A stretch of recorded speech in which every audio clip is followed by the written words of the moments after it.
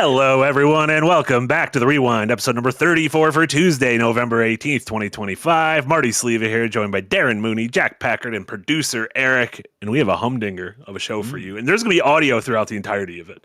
We got all the non-audio out beforehand, and you're going to hear all the humming and all the dinging. We're going to be in Dolby Atmos this entire time. I don't know if that's sound or if that's visual, but regardless, we're Atmosing. Do you think silent podcasts are like a wave of the future? That's a logical expanse. People are going, bring podcasts, bring video to podcasts. No, take the podcast back to the silent era. That sounds wonderful, actually. What if you could just read a podcast instead? Wait a minute. But yeah, we're going to be chatting a little bit about a pair of Nintendo entertainment-related news in the Zelda movie and the Mario movie, and then jumping into our big main topic, which is going to be talking about our thoughts on a bunch of new releases, including Predator Badlands, The Running Man, the first few episodes of Pluribus, the new Vince Gilligan show on Apple TV Plus, and much more. How are you guys doing? Did you get all the Star Trek out of your system last week? No. We ran 40 minutes over, and we were like, we can keep going. Didn't you only watch like the first two seasons? I only watched the first two seasons of Deep Space Nine, and we barely scratched the surface. Eric just playing photos of like Jack's abandoned children waiting to be picked up from the appointment that he had made. By the way, quick update, they were fine. I eventually picked them up after watching The Search Part 1 and 2, the third season premiere of Star Trek Deep Space Nine. Incredible. Well, I know a lot of people enjoyed that, and next time I'm out of the country or I have a stomach ache or I just don't want to do anything, you guys talk about Star Trek more. It's exactly. I mean, I feel like you're bearing the lead here. How was your trip to Japan? Oh, it was pretty good. That's not really important. No, it was wonderful. It was one of my favorite vacations I've ever taken. Just about 11 days, only exploring Tokyo, an incredible city. Got to see so many cool things, wander through so many great neighborhoods, eat, drink, buy things. It was wonderful, and got to see some movies. And let me tell you, Tokyo's movie theaters blowing our movie theaters out of the water. Whoa. There's a chain called the 109 Cinema, and it's very fancy, and it's on like the 8th and 9th floor of this tower in Shinjuku. And in the price of the ticket, it's a little bit of a premium price, but like because of the strength of the dollar, it was only like $20 a ticket. You get free popcorn, and it's not just popcorn. You can get regular popcorn, you can get caramel corn, or you can get a mix. So free mix of regular and caramel corn, and you get a free soda. It was literally one of the best movie-going experiences I've ever had in my life. Theater was great. Go see Evangelion, I think you mentioned in your piece, Neon Genesis Evangelion. Yeah, I saw three movies. So I saw the end of Evangelion because they were showing, it's the 30th anniversary of Evangelion, so they're showing like all of the movies in theaters. Starting with End of Evangelion and then the rebuilds throughout New Year. How does that work with the sequence in End of Evangelion where they just show live action? It felt like a mirror was up. It felt like a mirror was up. It was incredible. I was like, that's me. I'm in a Japanese theater right now. Hideki Anno's telling me to go fuck myself. Yeah, exactly. So I saw that in Japanese, no subtitles, but I've seen that movie a bunch of times, so that was fine. And then I saw a 4K restoration, which I think had been making the rounds, of Princess Mononoke, which had English subtitles. So beautiful. That was great, and that movie's amazing. And then I saw Predator Badlands, which we'll talk about in a little bit, in English with Japanese subtitles. So I understood everything that was going on. Also, most of that movie isn't in English because he's talking Yacha or whatever language he's speaking. They're really putting a lot of emphasis on this guy I can't understand, Marty. Yeah, exactly. Just trust the visual storytelling. That's a movie you can watch silent and be fine. You don't need it. You can see what's going on in Predator. But a lot of stuff to talk about today. First couple things I wanted to jump into just really quick, the pair of Nintendo related things. So yesterday, Nintendo officially released the first three either behind the scenes photos or set photos or actual production photos of the Legend of Zelda movie, which is being released in May 7th, 2027. And this showed just a shot of Link, of Zelda, and then a shot of Link and Zelda sort of on a hill. You could see the New Zealand backdrop for Hyrule behind them. There wasn't too much to glean from it other than like Zelda's wearing a blue tunic, which of her Breath of the Wild garb, and Link's wearing a green tunic, which is his kind of classic garb. Default garb, yeah. Yeah, and then Zelda has a bow and arrow. And that's pretty much all they showed. And they're like, we're making a Zelda movie. There was also some behind-the-scenes photos that have leaked of, like, they showed, I believe her name is Dickon Lackman, who plays Miss Casey on Severance. Yeah. They showed her, and she seemed like she was... faces in cinema. Yeah, and she was also in Kingdom of the Planet of the Apes, which was Wes Ball's previous movie. So that would make sense. So it seemed like she was playing like an Impa-esh role. Not an impish role, but there's a character named Impa who is like Zelda's guardian, mentor, sort of surrogate mother figure. But yeah, Jack, you posted those in the Slack yesterday. What did you, as a known... I don't want to say a Super Mario Brothers movie hater, but as a known... A super hater, if you will. I'm a super hater of the Super Mario Brothers. Which Super Mario Brothers movie, to be clear? Of the new one. Okay. There is a love and respect that I have for the original Super Mario Brothers movie because of how little they knew of the video game. There's some great behind the scenes story of the Bob Hoskins Super Mario Brothers movie where after they get done making 80% of the movie, they realize this is a video game that children play and they have to rewrite the entire movie. Was the story that like at one point Bob Hoskins is like asked by an interview, did you play the video game? Gary goes, there's a video game. Oh shit. Darren, not just Bob Hoskins, the entire production team. This was supposed to be an R-rated movie. So I have a little bit of a respect for that movie. The new Super Mario Brothers movie, the animated Super Mario Brothers movie, I think is hot garbage. The fact that anyone has any amount of love for this, but to me, the fact that anyone has any amount of love for the Minions is shocking to me. It is an insult to art itself. You just don't like French media, unlike us.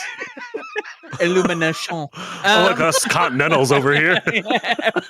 The height of sophisticated. I mean, it's cinema dell'arte is what they are. The classic like silent cinema, clown studies. I mean, I will go out on the Minions. The problem is the Minions have never made a good movie themselves is the problem. Mm-hmm. But the Minions as a concept I'm quite fond of because they're silent cinema. They're like the most easily explainable prop comedy, funny noises, visual bits. I get the Minions.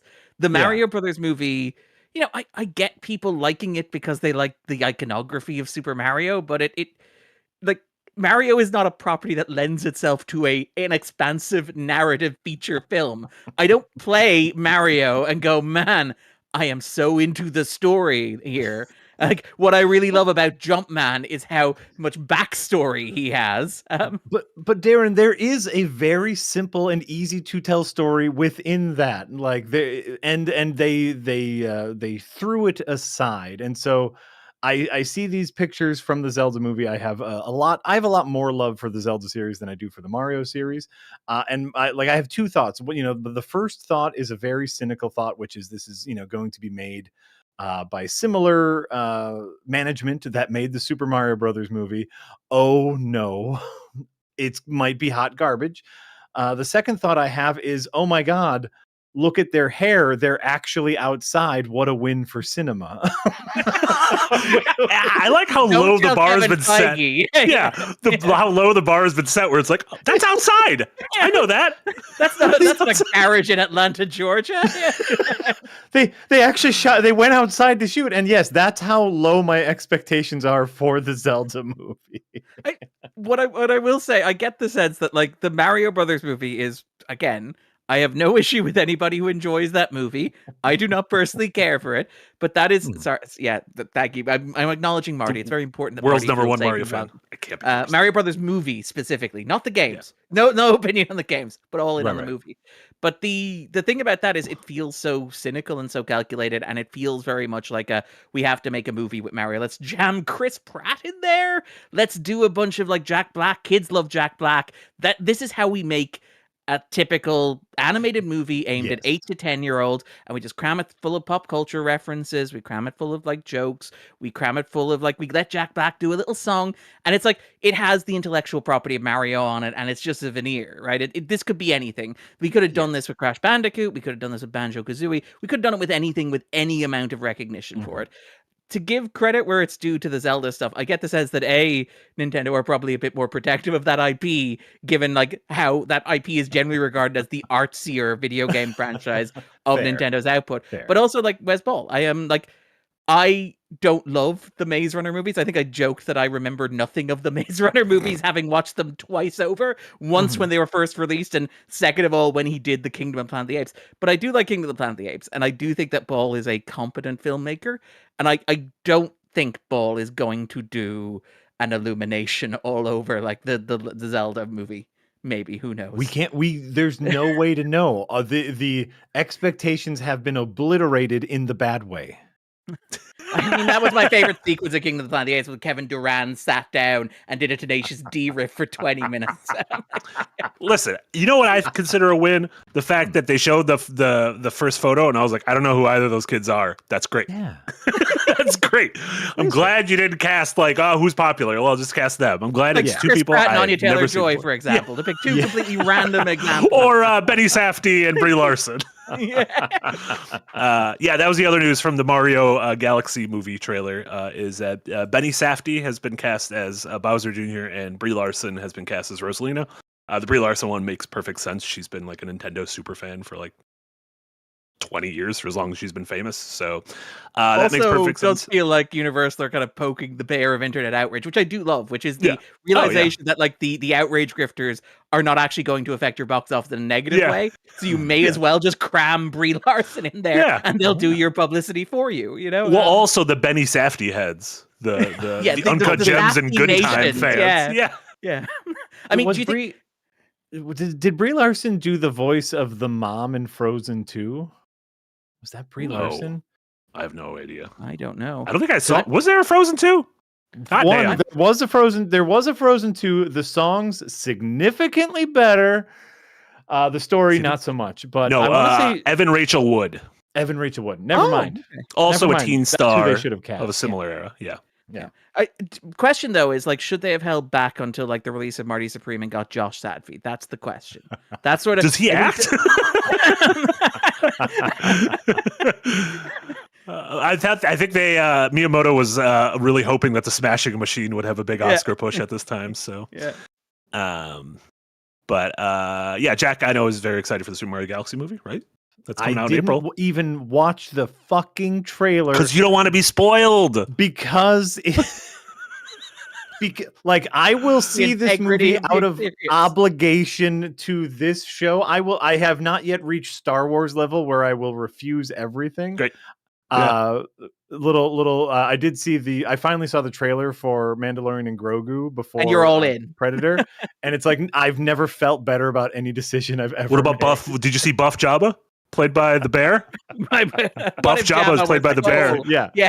Oh, that is the other thing. I think I told Darren this in Japan. They were fucking so excited about this Springsteen movie that Jeremy Allen White, who plays Buff Jabba, is in, and he's just everywhere. I'm like, oh man, the Japanese, New Jersey and Japan, the two big spots that love the boss. Yeah. So no, I didn't watch the trailer for Super Mario Galaxy. I don't care. I will watch it out of obligation for this show, and then I will try to delete it from my memory. Honestly, that's the most we could ask of you.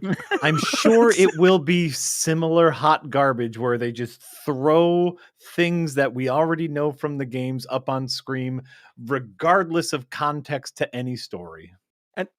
So I think the chat is pointing this out, just to call it out. Sonic 3, very good. I feel like if we're mentioning like video game movies aimed at young audiences that are very broad, I think Sonic 3 is good. Why can't and was not nominated, was not one of the 5 nominees for Best Adaptation at the Game Awards.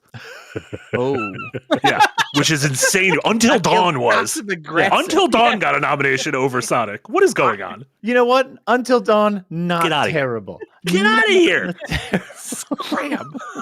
I'm not saying good. I'm saying not terrible. Dad is back this week.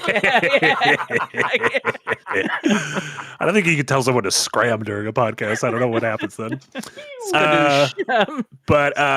So Mario, the next Mario movie is coming out this April, just a few months from now, whereas Zelda's not coming out till 2027, so we'll probably be dead by then. So we don't have to talk about that on the show. So that'll be easy. Great. It'll be easy peasy. Yeah. Oh, you caught House of Dynamite while you're away too, then, Marty. Yeah. There you go. I'm gonna go over a couple. Yeah. I still haven't seen Begonia. I need to catch up on so many things. I haven't seen Frankenstein or Begonia. Frank, tough choice. Frank, tough choice. Frank and Bang. Yeah. A couple super chats before we jump into Predator Badlands. Thank you so much, Quintuple A with a $5 dono. Marty, shame you missed the last episode. It was the closest I've heard Darren to making excited anime noises. Is that all it takes? All it takes is a little bit of Star Trek, and you make excited. A little bit of Star Trek, a little bit of play. We had such a fun time. I'd listen to it, but I don't think I'd understand it. It'd be like listening to a podcast in a foreign. I tried to listen to a Kojima podcast in Japanese once, and I'm like, "What am I doing? I don't even know. I don't even know what they're saying." It is like watching the Yucha speak like in the Japanese cinema. Exactly. Yeah. Try to parse it from context. I'm really proud that you know that you can pull the name Yucha whenever you want. Because whenever I think of, I'm like, what were they called? Like the Yibbas? This is a dark. For all that I complained about, like fandom and lore and stuff, I am so in that stuff, Marty. That is why I am so skeptical of it. It's not that I don't like lore because I feel logged out by it. It's because no, I am familiar with the lore. You've embraced the darkness. I appreciate it. Born to it. I was merely born into it. Quintuple A with another $5 dono. Thank you so much. Speaking of Darren, woohoo! Return of my Irish sports segments this week on the 250. Are you learning about basketball? Well, no, obviously we're at the basketball season, because of the nature, we are back slightly. We're not back full time yet because obviously real life events. I think we can say this. Andrew had a second child, which is fantastic.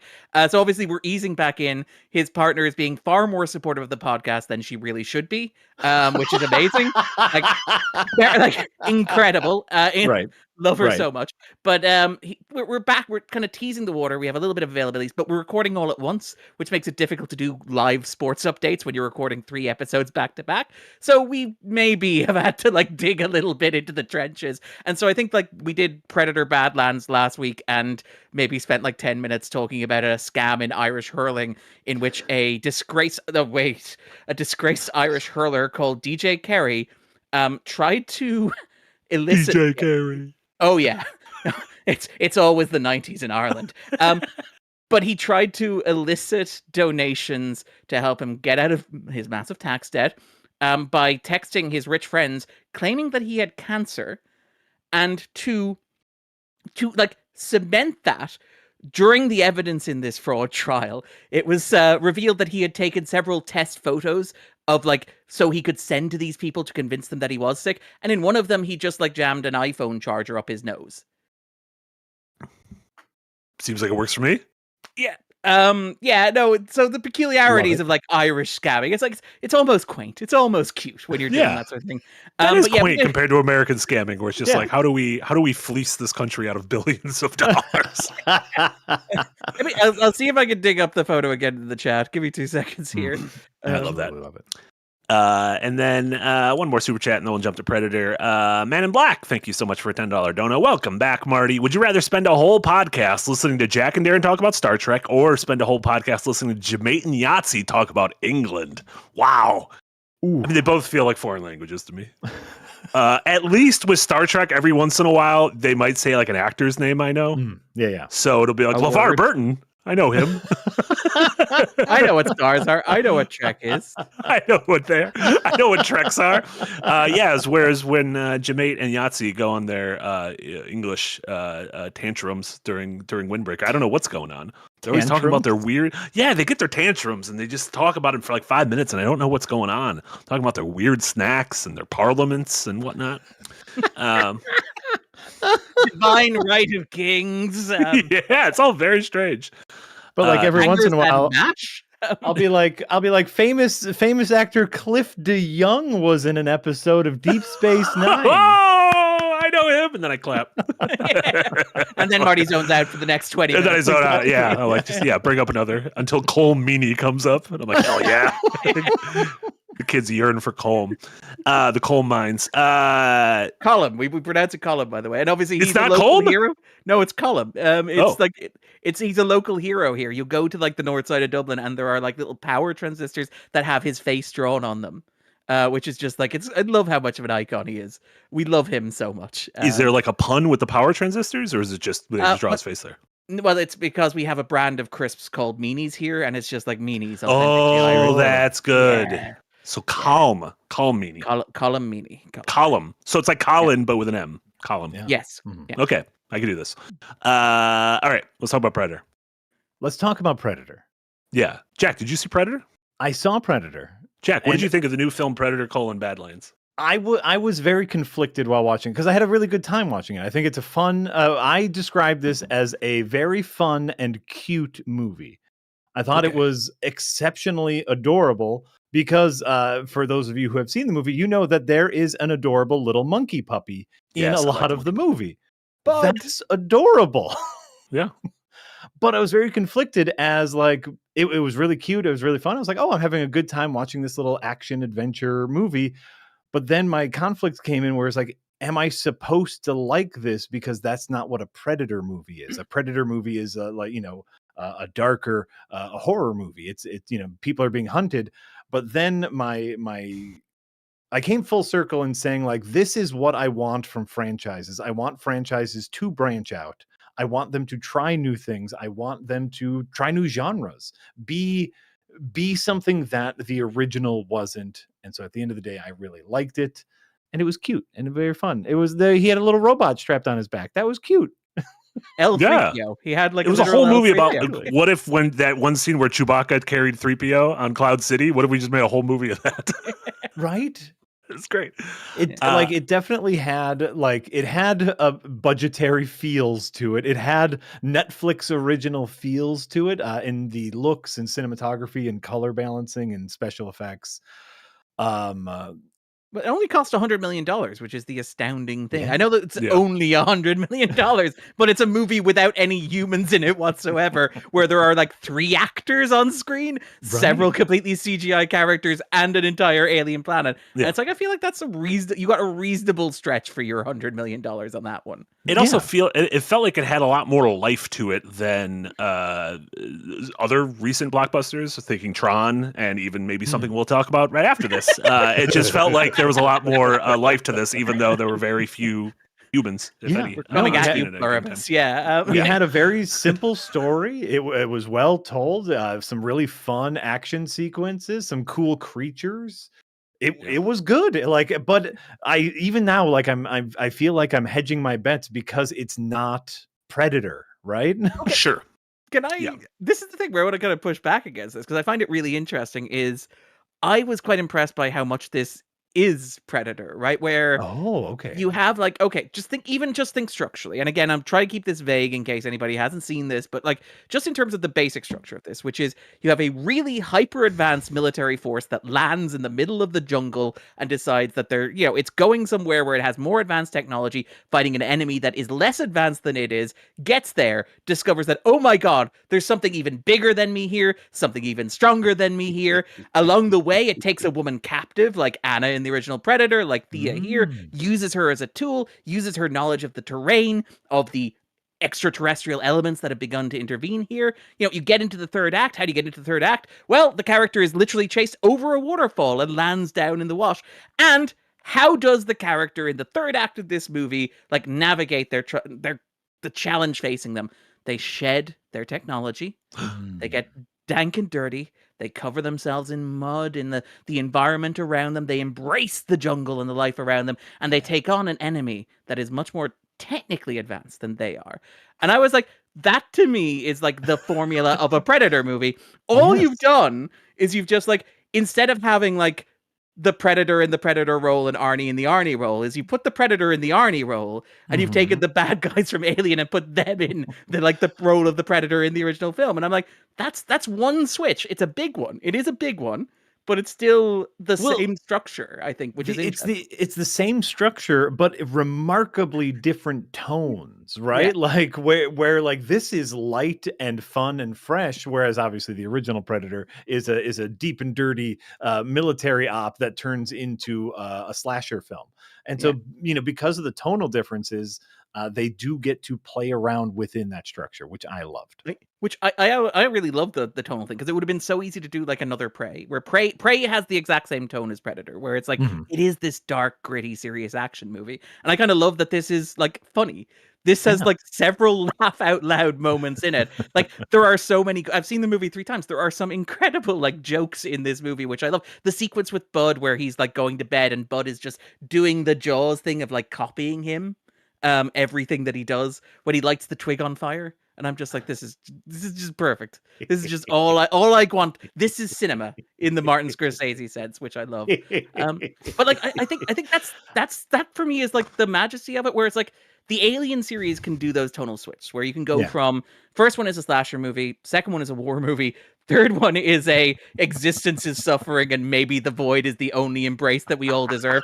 The fourth one is French, and then the like Ridley Scott movies are like basically Blade Runner prequels. But like the Alien franchise can support that sort of shift in tone, and I'm like, maybe the Predator franchise can too. Like, is the tonal switch here more severe than the tonal switch from Predator to Predator 2? Where like Predator 2 is, I think, much more generic 90s action movie than the original Predator. As you say, the original Predator has like this shift in tone from war movie to slasher. The Predator 2 for me is much more like Demolition Man. You know, whoa. Did you mean that in a good way or in a bad way? I'm about to say, which one am I insulting by that comparison? Like which? I'll let you guess. Demolition Man is a masterpiece. It's one of the great icons. Demolition Man is a goddamn masterpiece. Yeah, it's a 5-star movie. It's one of the great American films. I really, I didn't like this as much as Prey or even as Killer of Killers earlier this year, which we're getting a lot of Predator in the last few years. But I do really like Dan Trachtenberg as a director. I do think he has a really good eye. I think he has a fun sense of action and blocking for a lot of those scenes. I thought Elle Fanning was great in those dual roles. Like I thought she was really fun as the Thea was the kind of the legless, the one on the journey, and then Tessa was the spooky one. And I thought I'm always kind of a sucker for. It seems like we're getting a lot of those dual roles in the past year or two. Sinners, Alto Knights, of course, the masterpiece. How could you forget Alto Knights? I am shocked that I could forget Alto Knights. Let me tell you. But I don't know.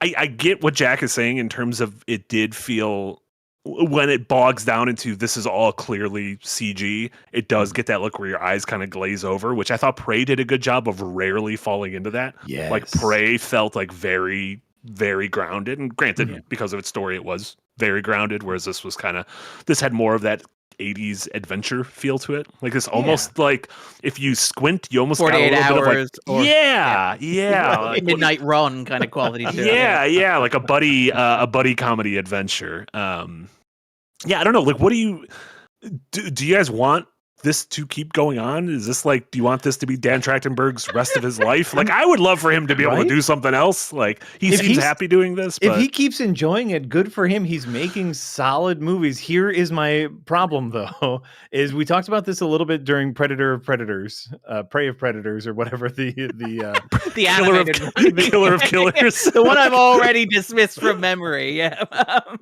which was cute and fine, but like.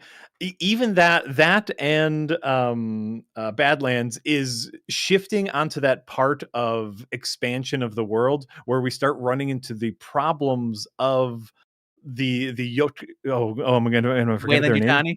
The Yokta. Oh, the Yokta. Okay. You don't need to remember that. I don't need to remember that. The Ghost Predator. Of you just call him the Predator. The Ghost of Yokta, right. Well, we have a problem with the Yokta, which is the same as like the Klingon problem, which is if you have a race of beings who only care about fighting, where are the nerds coming from that build all of their fighting equipment? Sure. You just want Ally McBeal, but with predators, is what you're pitching. You just want to see a Basic- day in the life of a bunch of predators who don't care about the hunting at all. But Little dancing baby in the corner. Well, and so like this movie starts with our main character being like the runt of the litter, and he's getting picked on by his dad because he's not as good of a warrior. But then, like, shouldn't it just be you have to go off to the science mines because you can't hunt?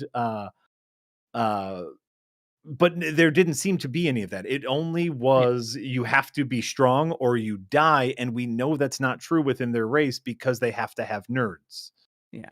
I mean, my thing was always, again, the joke about like predator dentists, which is the idea that like, for me, historically, I've always kind of read it as like the predator society is basically like our society, and the Yeah. predators that we see in these movies are the equivalent of our rich dentists who like fly off to goodness knows where to shoot a lion that has already been like tasered and drugged so they can have a picture of themselves and take home. And sometimes they get mauled by those tigers because they're not very good hunters. And I Right. will say, like, that has always been my headcanon for the Predator series. And it holds up until like you get to your right killers and killers in this. And I do say, like, I am anxious. I am anxious about like the building out of the world. I'll put my hands up. I like the Ridley Scott alien movies. Like, I like his weird lore. I like how much Ridley Scott goes down the cavern of his own mind and takes us with him. Mhm. I don't think the Predator needs lore. I don't think the Predator needs mythology. I was honestly very skeptical of this movie when it was announced that like Wayland Yutani would be part of it, because I'm like, Mhm. we don't really need to bring in the alien stuff. I am having nightmares about the prospect of an Alien versus Predator movie being the thing that happens in the next 5 years, because all of a sudden the Alien franchise has started being successful, the Predator movie has started being successful. We need to ram them together, whether anybody wants that or not. And I Yeah. do think that, like, I was pleasantly surprised by how light this was on all of that stuff, where Yeah. like it's one family of predators we see in this movie, and the Wayland Yutani stuff is completely unrelated to any alien. There's no mention of the xenomorph. There's no like corporate executive there. There's no like Guy Pearce cameo or anything like that. There's no CGI Lance Henriksen or whatever. But like, Mhm. I did find myself really charmed. It's like you could tell this story with generic evil corporation if you wanted. You could Mhm. call it like Walmart, if you want to go down the path of it. Like Any Alien name, Resurrection. any made up Yeah. name. Alien Resurrection, I think, reveals that the Weyland Yutani Corporation is eventually bought by Walmart, I think, as a joke. But like, you could do that. But the inclusion of Weyland Yutani here kind of works for me, because I'm like, I'm watching it, it's light, I don't need to know what they are. And if I do know what they are, it adds a layer of meaning to me, because, you know, the original Predator is a Vietnam movie. Obviously, it's set in Central America. It's very much informed by the Iran-Contra stuff, but it is a story about men going to the jungle, getting sweaty, waging guerrilla warfare, fighting an enemy that turns out to be more resilient and more using the jungle against them than they thought they would. It is a Vietnam movie. What else is a Vietnam movie, but not really? James Cameron's Aliens, which introduced the Weyland Yutani Corporation. Yeah. So bringing in Weyland Yutani here, where Mhm. you're having the Predator effectively get its own Vietnam movie, where it goes into the jungle, it claims the jungle, it becomes part of the jungle, and it fights off this invading Imperial force. I'm Mhm. like, that is actually a really clever use of that iconography, where Hmm. I don't need to know the lore. I can enjoy the movie not knowing the lore, and Mhm. I don't need to know the timeline of Weyland Yutani. But if I know what Weyland Yutani represents, the movie has like an additional layer to it. So I will admit, as the lore skeptic, I was pleasantly surprised by how light it was. Delighted by how light it was. There was no get away from her, you bitch moment in Predator Badlands. They never say ugly motherfucker. They never say get to the chopper. Oh, There's so oh. much of that stuff. They never say if it bleeds, we can kill it. Like, the one thing they do, which I love, is they turn the Predator handshake into like a symbolic gesture, but it's done so subtly you could miss it. Where like the idea of clasping hands is a recurring visual motif in the movie, Mhm. where the way that he touches Thea tells you a lot about Deck's character as it advances. So the Mhm. moment when he actually cups her hand in the style of the Predator handshake, it means that they have both matured as characters. And it's like, I will accept that, because like, if I didn't know the Predator handshake existed, that's just a really nice visual way of communicating the arc of these characters to me. Exactly.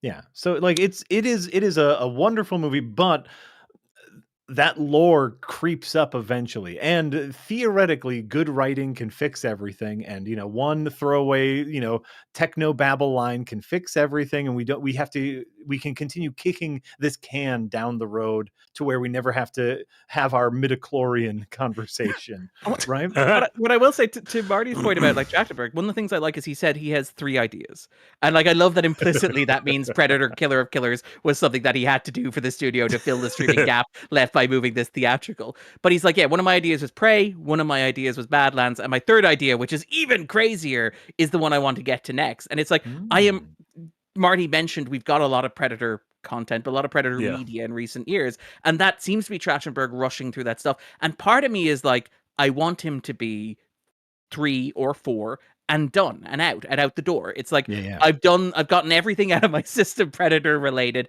I'm done with this and I'm going to move on because I love 10 Cloverfield Lane is fantastic. Yeah. Playtest, his episode of Black Mirror is wonderful. He directed the pilot of The Boys, one of the great pilots in television. I know that's perhaps controversial, but he's a great filmmaker and I want to see him do his stuff. And I love the idea of being a director who makes a mini franchise and moves on, like Spielberg and Indiana Jones, Nolan and Batman, Raimi and Spider-Man, being like, I've done it. It's done. There's this little nested thing within my filmography, and I get to carry on. And other people can play with this if they want, or build off it, or go in different directions. But as Jack said, the can is down the road now, where it's like, I don't want Dan Trachtenberg's life to be curating the lore of the Predator franchise, but I also, if he wants to make another Predator movie, and he sounds like he does, I'm like, I will be there on opening day, and I will be so excited for it. Get this man a portal gun, right?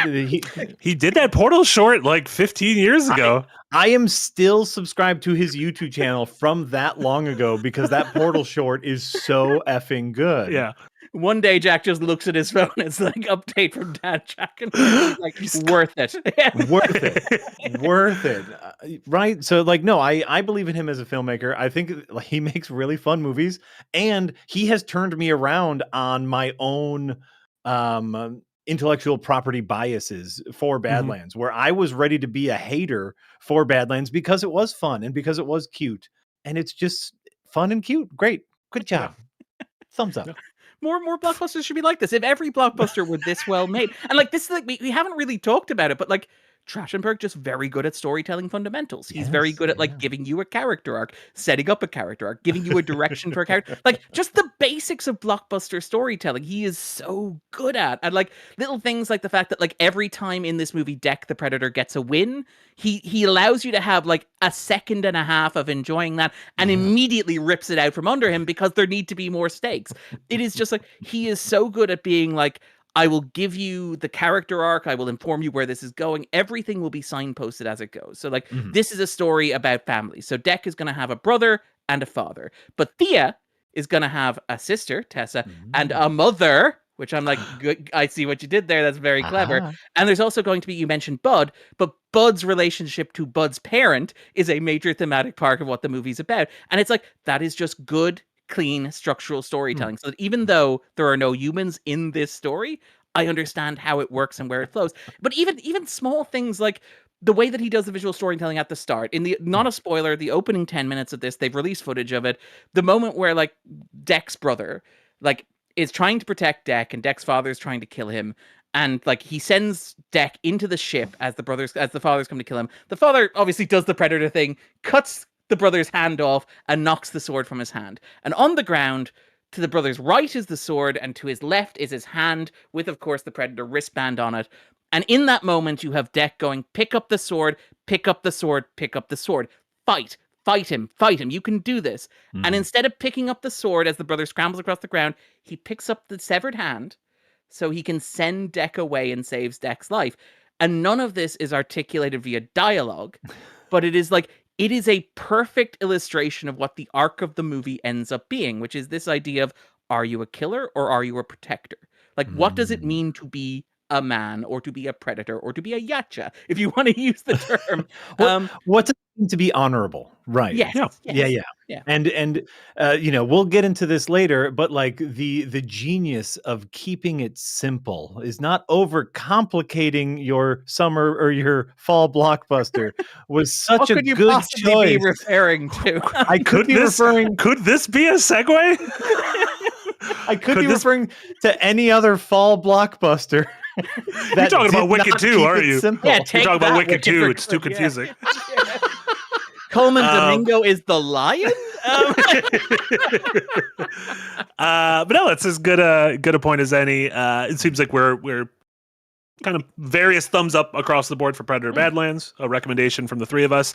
Now on to The Running Man, Edgar Wright's latest film, the second adaptation of the Stephen King, or Richard, was this a Richard Bachman one or a Stephen King? It is. This It's was a a Bachman. He did Fucking The Long Bachman. Walk and The Running Man. He's having a real year. Yeah. Well, He's having a real year, that interest. Bachman. the 87 Running Man says, based off of a Richard Bachman novel, but this Running Man says based off of a Stephen King novel. What did The Long Walk say? Do you remember?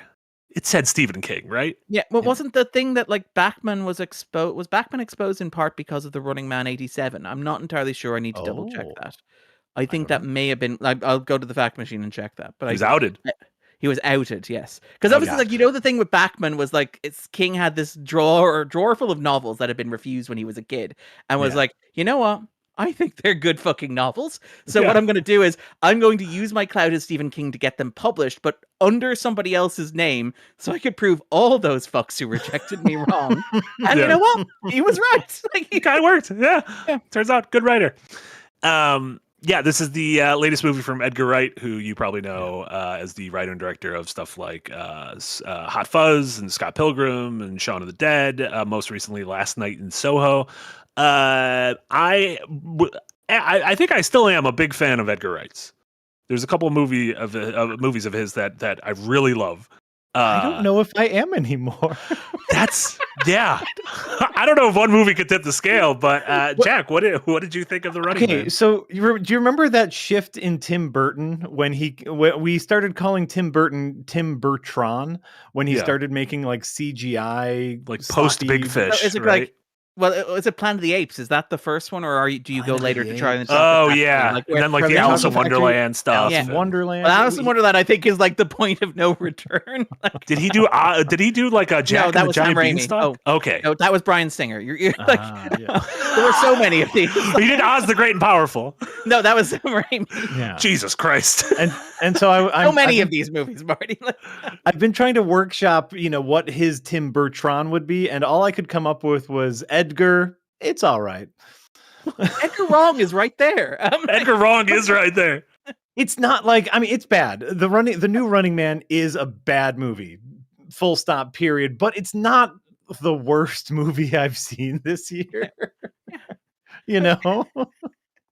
It's very bad. And it's even the parts that are okay are very bland. It has nothing that says this is Edgar Wright. Yeah. Even like a movie that I know I'm very lukewarm on that other people like is Baby Driver, because to me, like, Baby Driver is all that like flash and pomp and circumstance with very little story. But even that is very Edgar Wright. It's very flashy. He is being a filmmaker. This feels not just from Edgar Wright, from several of the cast, like we're cashing checks and walking away. I mean, Darren, what did you think? I like, this is the thing where I am somehow at more at either extreme than Jack is here, where it's like, for me, this is like, for the first 2/3, the first 2 acts of this movie, it is fine. It is perfectly adequate. Like, it is not going to be amazing. It's not going to make my end of year list, but it is perfectly functional. And to Jack's point, it is completely anonymous filmmaking. Like, if you didn't tell me that Edgar Wright made it, the one thing that might cue me in is that there's a sequence where Glenn Powell walks into a line and they play a 70s music, and I'm like, that could be an Edgar Wright cue there. That the fact that he chose to play a relatively obscure 1970s song over this scene of Glenn Powell going to wait in line. Sorry, Marty. There's one shot where there's like digital billboards in the background of like, have you seen this man? And he's in the foreground and he like looks to the left and the billboards look to the left and he looks to the right and the billboards. And that's like the only shot where I'm like, oh, that feels like something out of Scott Pilgrim or out of, Hot Fuzz. But like, it is perfectly fine. I think it is more interesting as a Glenn Powell movie than it is as an Edgar Wright movie.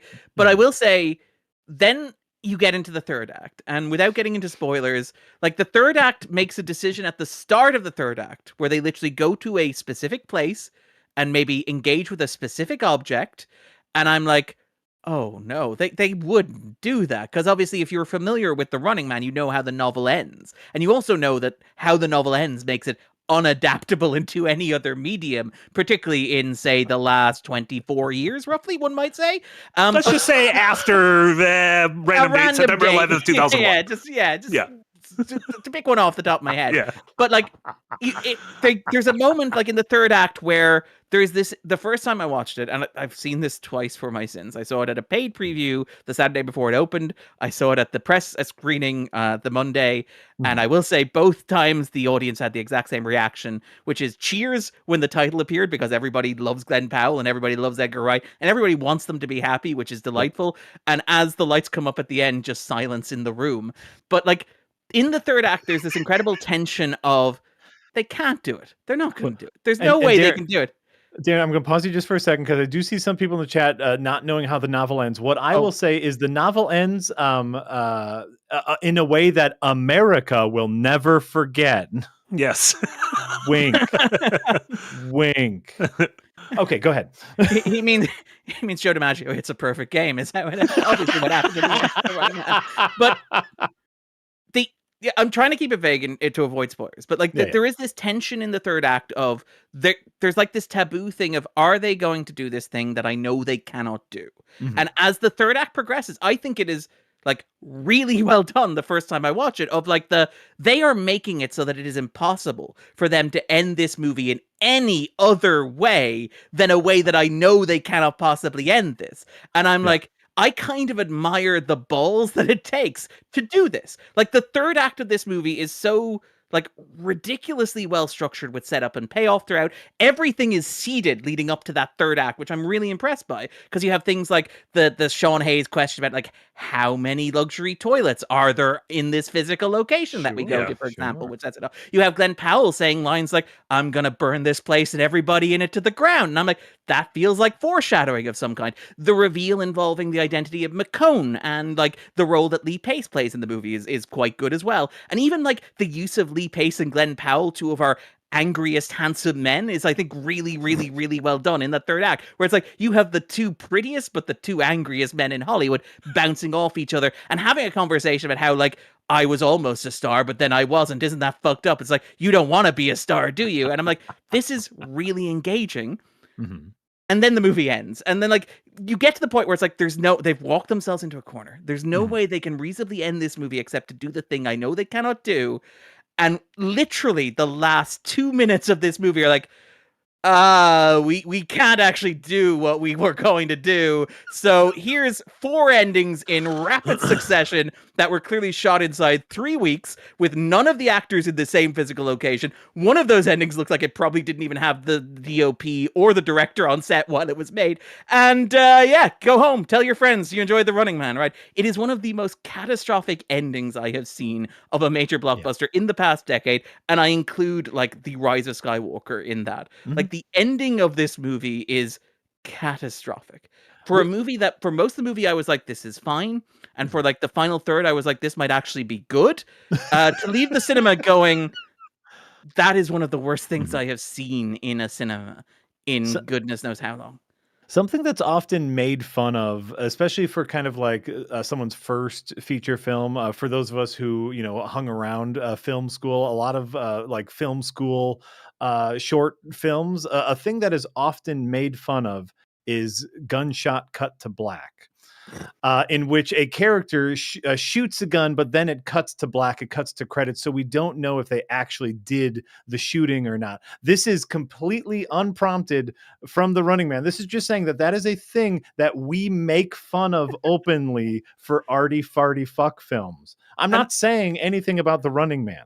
And I was gonna like, hypothetically, if you did have a sequence where one character were to like shoot another character in the face at the end of the movie, it would be good for both of those actors to have been on the same set at the same time when you did that, right? That would be good. That would add to a sense of catharsis and a finality, a coda. There was already a Stephen King adaptation this year that did that with the end of their movie in The Long Walk. So it can be done.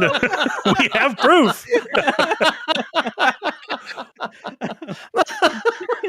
Yeah, I completely agree with you guys. It doesn't. The first 2 acts don't feel like, doesn't have the juice of an Edgar Wright movie, and then the last act is it is kind of insane. I'm not against changing the ending of an adaptation. I think an adaptation is an adaptation. You can change the Long Walk changed its ending, and you need to change that ending. Like I understand. Like the thing that frustrates me about this is it's not that they're like, oh, the cowards wouldn't do the book ending. I'm like, if I worked at Paramount, I'd be like, okay, you're making the Running Man. One condition: you do not do the book ending. Like I understand why that is. The issue here is that it seems like, up until 3 weeks before release, everybody in the film was on the same page of, we're doing something close to the book ending. Now, I know Wright has said we're not doing the book ending. Wright has said from the outset we were never doing the book ending.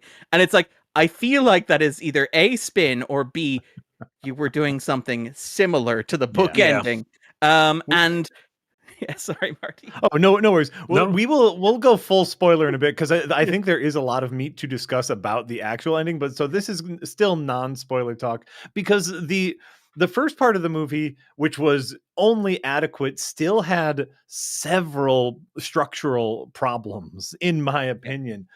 For me, it started really falling apart for two major sequences. One was the scene with Glenn Powell and William H. Macy. In which Glenn Powell starts his run and he goes to his underground friend to get some supplies. William H. Macy is in full I'm just here to cash a check mode. That man did not emote once. Which to me, he maybe has some bills to help pay, to be fair, without getting into specifics or wanting to impugn William H. Macy, who has done no wrong. We need to be very clear. But there may be a reason why William H. Macy is working a lot lately. Gotcha. Whatever that reason, and I do not know the reasons. All I could tell was from this performance, that man did not care to be there. But he's only like, this is the thing, he's in one scene and one brief like dream sequence or flashback. Yes. And by the way, one of the things, this is a nerdy complaint. If the movie were good, I wouldn't mind. But like, there's a sequence where a character has a dream of something that happens to William H. Macy, and then later on references that in conversation with another character who was in the dream, as if that really happened. And it's never made clear whether or not that character is like psychic or is having a delusional break, or whether the scene really happened or what. It is really odd. Insane. It's absolutely insane. So during this sequence, Glenn Powell signed up for the Running Man because he is impoverished and he needs money for his sick child. He has been blacklisted from any job in society because he's insubordinate. And we find out he does too many heroic things. He does too many good guy things to function. Too good a guy. Yeah. He's too good a guy, which by the way, that's very similar to Arnold's Running Man. It's great. That's what we want. We want our hero to be a good guy. And so he goes to William H. Macy after he started the Running Man, and he's like, I had to do this because I couldn't get a job. And William H. Macy, as his friend, says, well, I was going to tell you the other day, but I didn't. I would have had a job for you. I decided to wait, which is like, as your friend, why would you say that to any other human being? But also, Jack, like, you need to keep in mind the specific context of this, which is your wife was in here looking for medication for your sick child. And I was like, I'm going to make sure that your family is financially secure from here on out. But we're also like, but I want it to be a pleasant surprise when he hears it. I'm like, yeah. So I'm gonna wait a day and tell you myself. In the meantime, you went out, signed up for this essentially a death sentence, and instead of just kind of like being a good friend and letting you like deal with that and like maybe helping you out all I can, I'm going to tell you that you actually did have an option that you were not aware of that would have gotten you out of all of this. You could just get that one close to the vest.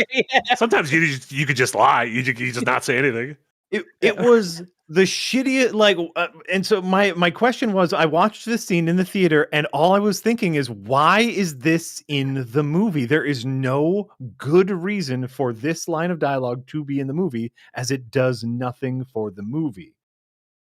And that is right after particularly when you're meant, like, the central arc of the movie is that there is no escape, there is no alternative, there is no way out. The system is so completely broken.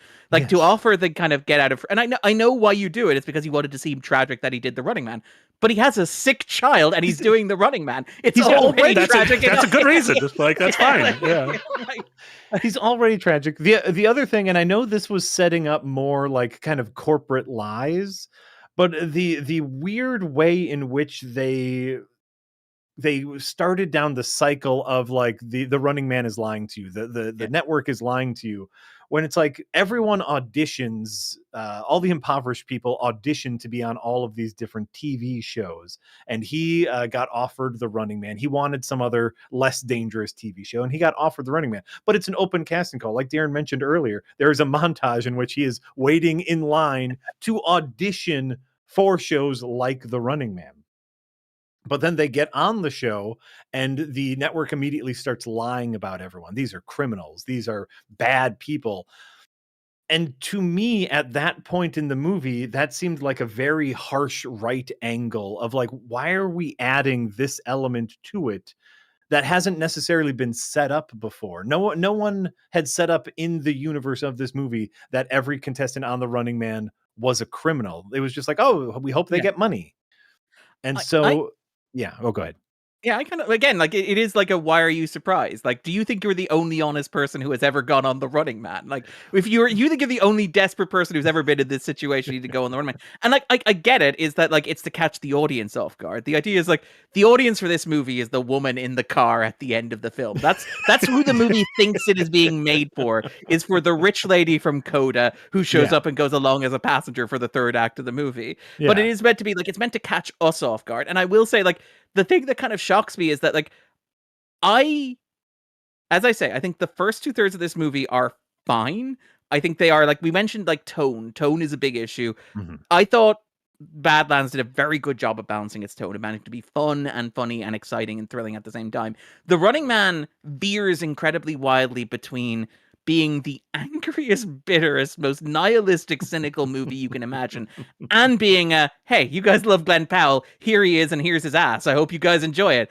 And it's like, it never really manages to pick a lane between the two, where you have this really strange energy of, this is a really cynical game show. And like, I will put my hands up. I quite liked that cynicism of the, we'll tell everybody that your wife is doing these terrible things, and you're abandoning your child, and you're a criminal who sold secrets to a commie labor union that you weren't even a member of, which is one of my favorite little details of it. Otherwise we could forgive you, but you weren't even in that union. But like, it's set up throughout that like the game is rigged, and obviously the game is rigged. Everybody knows the game is rigged, but the movie keeps treating it as a surprise that the game is rigged, and it's always rigged in ways that are, to me, as a casual observer, I have never run a TV show where we hunt human beings for sport. I don't have any experience of it. I don't want to pretend that I know what I'm doing, and I certainly don't want to tell the wonderful Killian, played by Josh Brolin, how to do his job. But like, it is revealed how the game is tracking the contestants over the course of it. Even though they claim they're not, obviously they are. And it's explained in this very like elaborate conspiratorial theory that has like these wonderful CGI sequences and kind of like involves massive infrastructural changes to how the United States works. And I'm like, that feels like a lot of work to rig a game show. And I'm like, he has a wristband on him that you use to send him messages and tell him how much money he has won. If I wanted to rig the game, I really wouldn't need to go further than his Fitbit. I feel like you're overthinking this, Josh. The only confirmation we had that they weren't tracking him using the device that is strapped to him is someone said, there's no tracking on that device. That's the only confirmation we've had of that. Pinky swear. Yeah, they can't trace it. But they also, like, the methods that they do use to track him, they also say we don't track those. Like, so you're like, we don't track. Yeah. Yes, just use and I guess like this overall, going back to Predator Badlands, this is unnecessarily complicated. Every aspect of this movie is overwritten to hell, which is shocking because Edgar Wright movies, in my opinion, are usually very underwritten and rely more on his flash as a filmmaker, as a director. And that's kind of what I sign up for when I want to watch an Edgar Wright movie. And there was none of that flash and way too much writing trying to make up for it. It was just a bad time. It was just a bad time. It was frustrating because there was like, I like the cast. Like I think Coleman Domingo like chews the scene every time he's on screen. Even Brolin Skyping in and knows what he's doing. Like he understands the assignment. Absolutely. Same thing with Lee Pace. I did find the Michael Cera character a little weird. And I was like, why does this feel so familiar? Jack, you watched that action movie a few months ago where John Cena was the president with Idris Elba. Idris right? Elba as the prime minister, And heads of state. so my they God. go to a safe house run by Jack Quaid in that movie. Oh my God. And it's the exact same scene.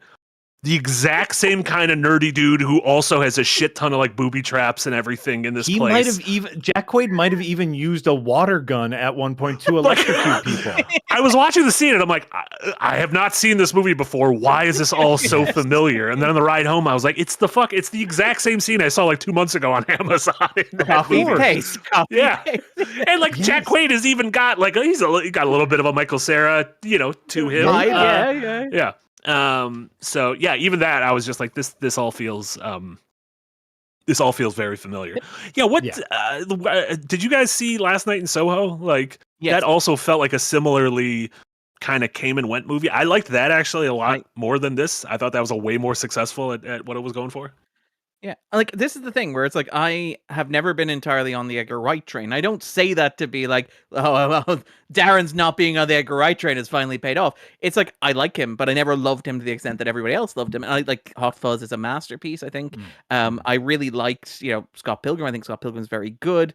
I also quite like Last Night in Soho. Like again, he's one of those guys where it's like I'm just glad he gets to do what he does, and I'm glad that he has a distinct style and aesthetic, and I like that he has a distinct flavor, which is why this movie is so confusing and frustrating to me. I really did enjoy Last Night in Soho, and I like that it was stylish. I like that it was confident. It was obviously doing giallo, kind of like Italian horror in England, directed in an American aesthetic, which is a weird combination of things to do. But I think it worked like about as well as it could. I think it paid off very well. I seem to be the one person who liked the ending of that movie, and that's why I was so frustrated by this. Is that it just this could have been directed by anybody. You could have told me that Timur Bekmambetov had directed this, and I'd be like, fewer screens than usual, but the vibe generally checks out.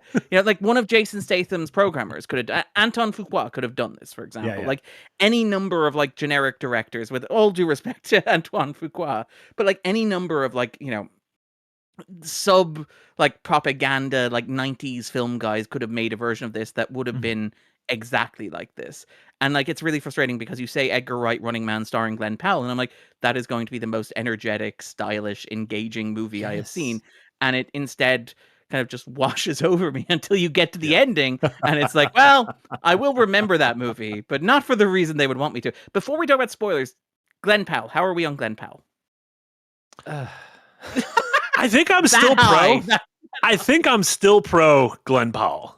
Have you seen Chad Powers? I have seen Chad Powers, and I watched the first few episodes, and then when your column came in about the ending, I was like, I need to finish the season. That is a bonkers ending to a season of TV. That is an incredible ending, isn't it? Like again, it's like the reverse Running Man, where it's like the bulk of that show is like so generic, so safe. Every box is checked along the way of this story of like a disgraced professional athlete who decides to reinvent himself as a simple-minded, like weirdly facially hairline odd kind of footballer on the college circuit, and through that like connect with his roots, strike up friendship with people, and discover his lost humanity. And then in the final 20 minutes of the show, it just torpedoes its own premise in a way that I'm like, I kind of admire the gumption of this. Oh, absolutely, yeah. And I liked him quite a bit in Hitman. I thought he was great in Hitman. I really liked him in Everybody Wants Some. That one rom-com he was in with Zoe Deutsch. Yeah, I thought was great. Those are the things, and I thought he was fine in Twisters. Twisters is a movie I remember none of. I remember enjoying it in theaters because they're cowards. They don't kiss at the end. That's the only thing that how really dare you not remember Twisters? It's like a Running Man type situation. It's like they're building so clearly to one particular ending, and then at the last minute they just veer off the path. I'm pro. I think I'm pro Glenn Powell. I think right now Glenn Powell is trying desperately to reach John Hamm levels and showing that he's trying, and you can never show that you're trying. Well, and John Hamm's secret was before he reached John Hamm levels, he made Mad Men, which was this is one of the best TV shows and one of the best performances of the decade. Yeah. Mm-hmm.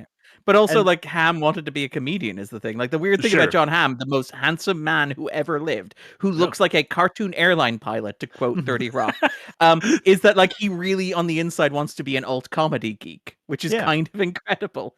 Which is great. And, he gets to do that. He gets to show up in his weird little comedy cameos. And, like, it's great. And everyone loves John Hamm. And I want to love Glenn Powell. I think, he's very handsome. He is incredibly charming and charismatic. I saw a few skits for SNL that he was on last weekend. And it's just like, he seems like a good guy. But now you have to maybe choose your roles a little bit better.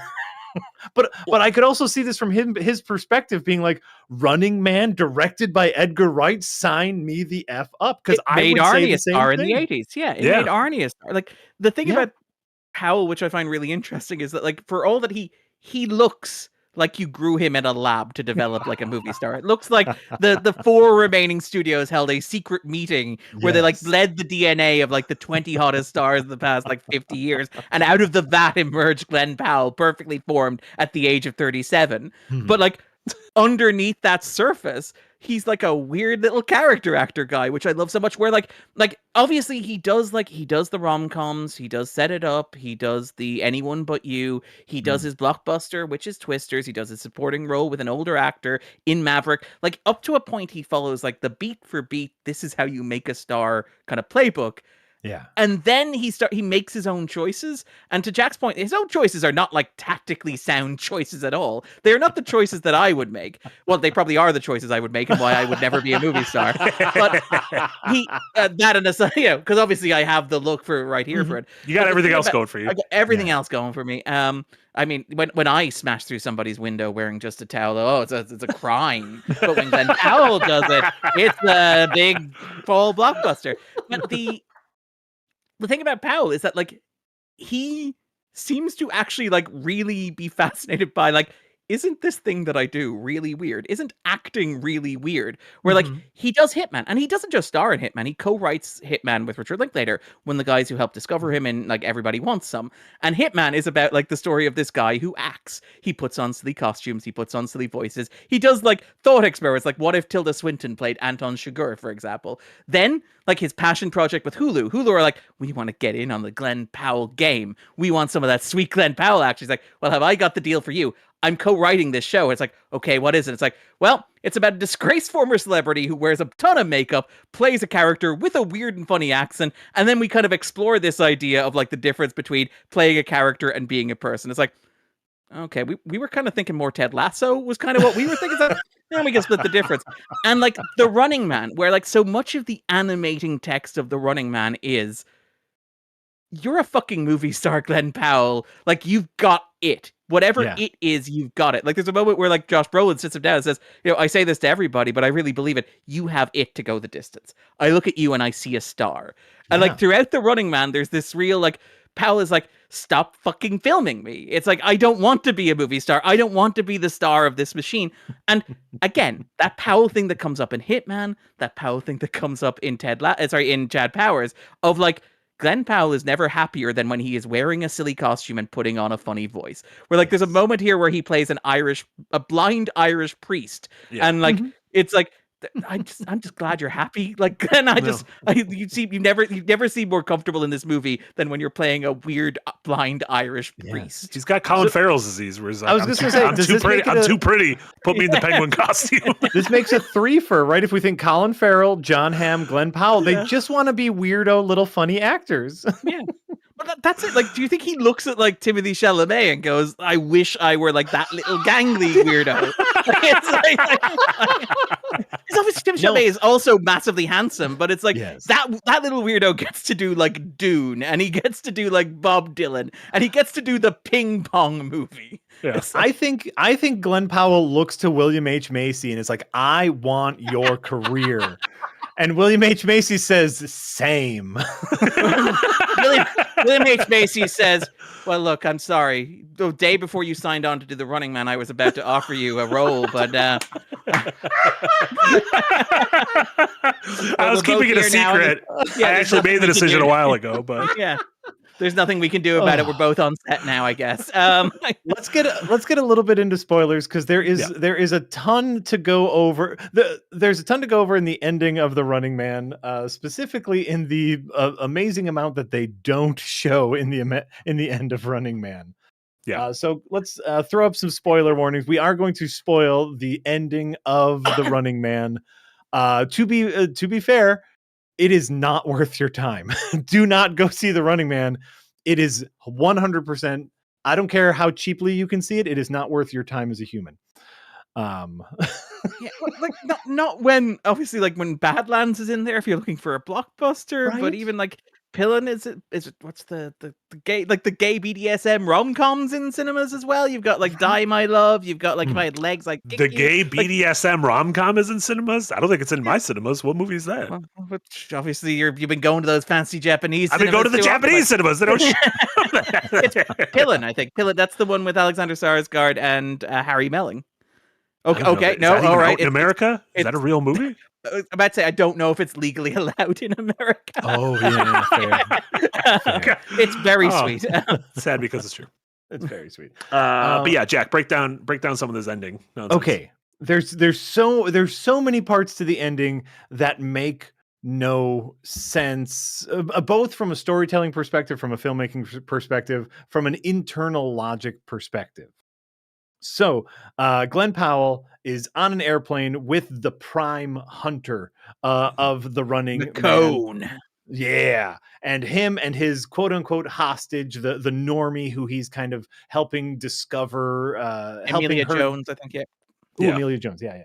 So he's helping this normie discover that, wait, TV lies to you? It's amazing. As she's introduced to watching the Kardashians. Like, yeah, that's funny. It's funny. Yeah. So he's on an airplane. We know from the get-go that the pilots of the airplane are actually other hunters. The main hunter is there, and Josh Brolin says, hey, we want to offer you this deal. We know that these hunters killed your wife and child, and here is the video footage of it.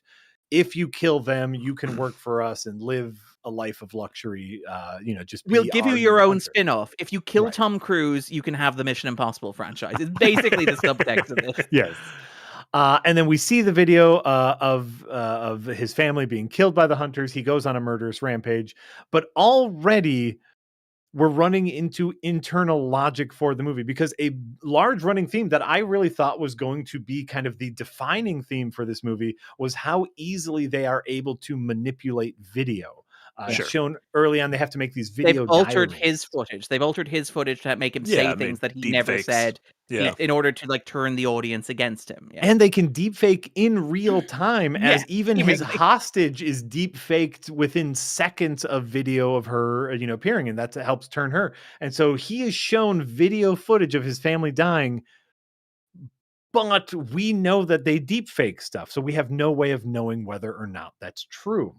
Can I counterpoint? Can I interject on that? Just because I actually really like that, because like there's the moment later on where like he's talking to Josh Brolin over Skype, as he does, and he's like, just tell me, did you really kill my family? And he's like, if I told you I didn't, would you believe me? And like that is to me what the crux of it is. Like for me, that it's not that they killed his family, it's that he has no way of knowing whether his family is still alive, and they may as well have done it. Like that's the thing where, okay, we're completely spoiling it, I assume. Oh, 100%. So in the book, he does 9/11. He flies the plane into the headquarters of the network, and he kills everybody there, and he burns the place down like he threatens to do. And in this film, obviously Wright has said they were never doing the ending to the book, and I kind of believe that. But also, they go out of their way to have Josh Brolin say, and we're all waiting for you in the landing pad. It's going to be me, the head of the network, the president of the United States. We're all going to be waiting in the landing pad for you to land there and come greet us and sign on for this new TV show.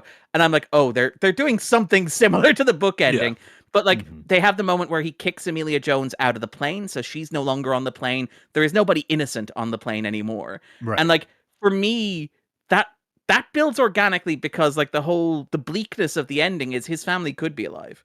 Like his family could, he would never know. He has no way of knowing, because even if they tell him in the last couple bits, your family are alive and they are here, he can't trust that image.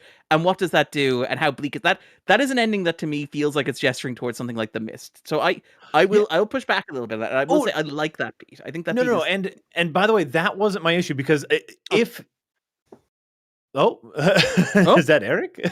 Eric, we hear you. Is Eric been replaced by Josh Brolin? That to me wasn't the egregious part, because if it would have ended like the book and he would have done a 9/11, I think I actually would have liked that. I think that would have made sense within the character arc.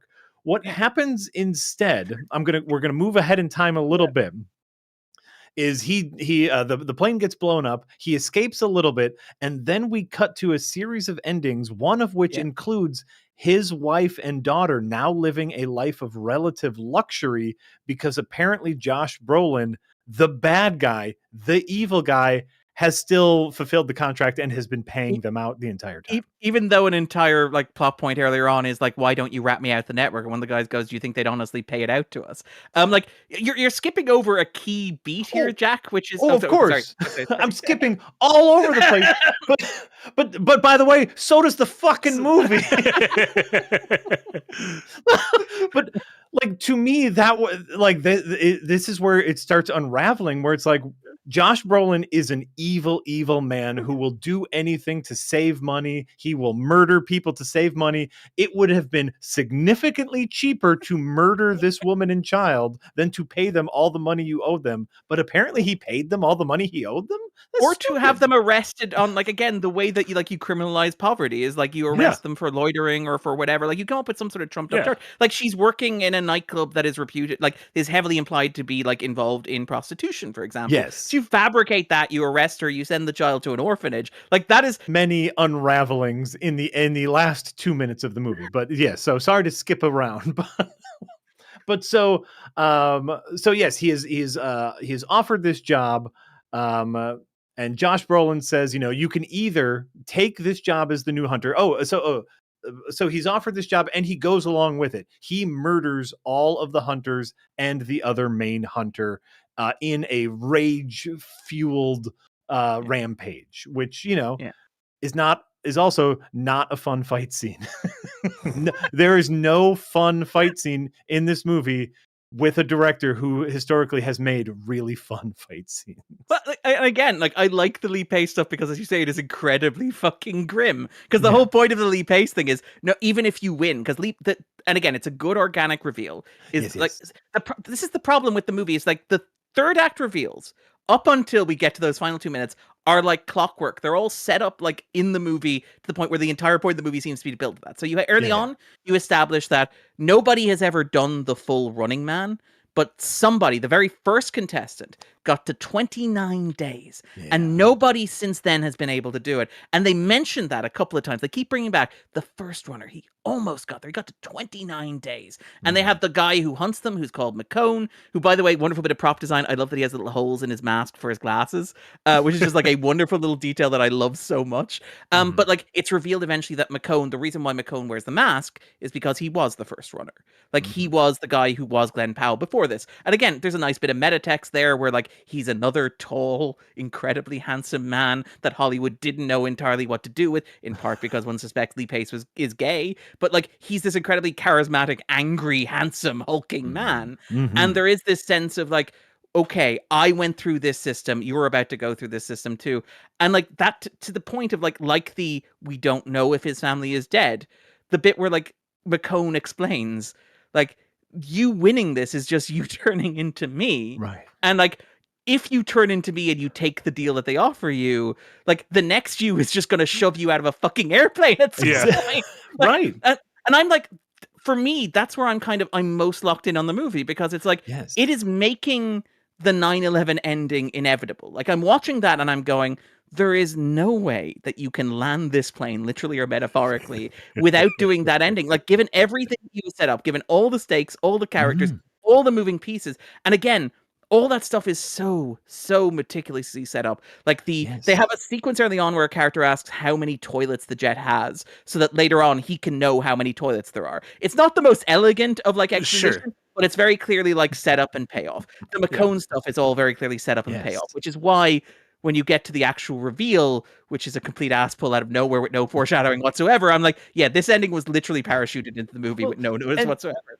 And like the McCone stuff, like all of this stuff we're going to talk about, one of the biggest problems is there is no unifying theme or message, because it starts to unravel, and it's like, please let this movie just be about something. Just pick one thing for this movie to be about and follow it to its conclusion. Like, if you're gonna read, like, if you get to the point where you're like, fuck, we can't do the 9/11 ending, which I understand. Again, you can't do the 9/11 ending. Don't have him get on the fucking plane. Like that's the obvious solution here. The moment you put him on a plane, the movie is screwed, because you either have to do it or you have to wuss out at the last minute. And it's like the worst of all possible worlds. Right. And so Glenn Powell chooses to kill McCone. And then he gets into the pilot seat, and he has this back and forth with Josh Brolin about whether or not his family's actually dead, and what does anything mean, and he wants his. Where there is no meaning, there is no truth. We can't agree on consensus reality, and like capitalism will always win. And I mean, I'm like, thank goodness this is science fiction. I don't have to deal with this as a living person. So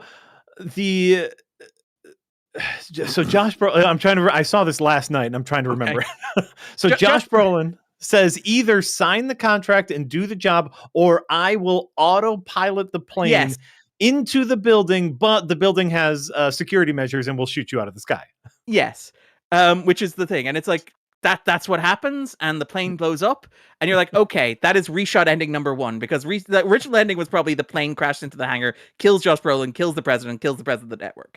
And part of you like, when did you change this? Did you change this when Trump got reelected? Did you change it when Charlie Kirk got shot? Or did you change it when like the Ellisons bought Skydance and were like, we're going to need Trump to approve, the Ellisons brought Paramount, like, we're going to need Trump to approve our Warner Brothers purchase. But like, that's ending number 1. Reshot ending number 1 is the plane blows up. Then you get to reshot ending number 2, which is they cut suddenly to a single actor in front of a green screen, giving you basically a YouTube explainer of how it should have ended, but for their own movie, which is kind of an incredible feat, where he freezes the frame of the plane blowing up, and he says, now, you may not have noticed during that sequence, but actually there was an escape pod flying out of the craft, which, as we all know, these planes have escape pods. And obviously, if these are luxury passenger jets, the escape pod is going to be in the cockpit for the staff, because we live in a world where the staff are the most important priority for all the rich people in this world. Also, by the way, in case you're wondering how we would know this, it turns out that the black box from the plane, which, by the way, was recording all along and got all the conversation and wasn't mysteriously edited like any of the other footage in the movie, that landed on a nearby roof, where it was found by, I don't know, a character who has not appeared in the movie to this point and doesn't really have a character whatsoever. And she took it to her dad, who also hasn't appeared in this movie and hasn't played a role in this movie to this point. And together, they got the secret out, and we played it on boom boxes, and everybody listened. And even though the entire point of this movie is we lived in a fractured world where nobody believes anything that they see or hear, everybody believed that. And that caused us to rise up against the corporations and establish a meaningful democracy, all of which is not actually shown, but instead narrated to you via PowerPoint by a YouTube character. And I'm like, Jesus Christ. And that is, they ask you to like and subscribe at the end of it too. Yes. Reshot ending number 2. Like, yes. We're only like 90 seconds away from the end of the movie, and it's like, how many more of these can fit in? And it's like, we got a couple more. We got a couple more. We got a couple more. Right, and that's when we cut to wife and child living a life of luxury because because the contract was upheld, but reshot ending number 3. That's the one that looks like it was not shot by the director or cinematographer, because the lighting is like, again, like The Running Man isn't a gorgeous film by any measure, but it knows how to light a scene. Everything in that scene is overlit and looks like it was shot on an iPhone. And also, again, you're going to run into setting up a problem for ending number 4, the clear fact that Glenn Powell was not available to shoot at the same time as any of the other actors, and so we have to shoot their scenes separately, probably in different locations using body doubles. But like, and I want to shout out, is it Jamie Lawson who plays his wife, who's a wonderful actor? She was in like the Batman, for for example. She was in Sinners earlier this year. I'm like a really, really promising young actor. Really gets the end of the stick here. It's a really, really, really, really depressing ending. They do the Dark Knight Rises ending, where like she goes to the till to buy socks for her baby, and the person at the till is like, I don't know you, but somebody already paid for these socks and for all your groceries. Even though you clearly look like you can now afford to buy groceries, I don't know why they would feel the need to do that. It's like, oh, by the way, in case you're wondering who it is, he's standing over there in the middle of a plaza. Don't worry, not the same physical location. We don't have to worry about booking Lawson and Powell for the same shoot, but he's right over there, we swear. We'll cut to him in a wide shot. He's wearing a mask. Swear it's obviously it's got to be Glenn Powell. Who else is? Yeah, I mean, come on. He likes wearing a mask. He's probably doing a funny voice. You just can't hear it from here. It is stunningly like first draft, best draft, like ending to the movie. Yep, and so like, you know, in a harsh tonal twist, we get this saccharine ending of the family being reunited because Glenn Powell is alive, but about not to pull down his mask, but not enough to reveal that it is actually Glenn Powell. And not just alive in whatever span of time this is now apparently the leader of a revolution who is ready to take down the network. They're doing a Joker. They did a Joker. Seemingly wandering around like rich people neighborhoods where he's just loitering. Like there's a bit at the start where they're like, do not loiter when you come to the rich people neighborhood. But he's standing there wearing like a balaclava. Yes. It's great. It's great. The security guards be like, you want to tell him we can't loiter? It's like, I don't know. He looks like he could be a leader of a revolution or something. I don't know. He's paying for people's groceries. I don't know what to do. He's paying it forward. So then we cut to like the new season of The Running Man about to start, but there's an angry number 4. Yes, ending number 4. There's an angry.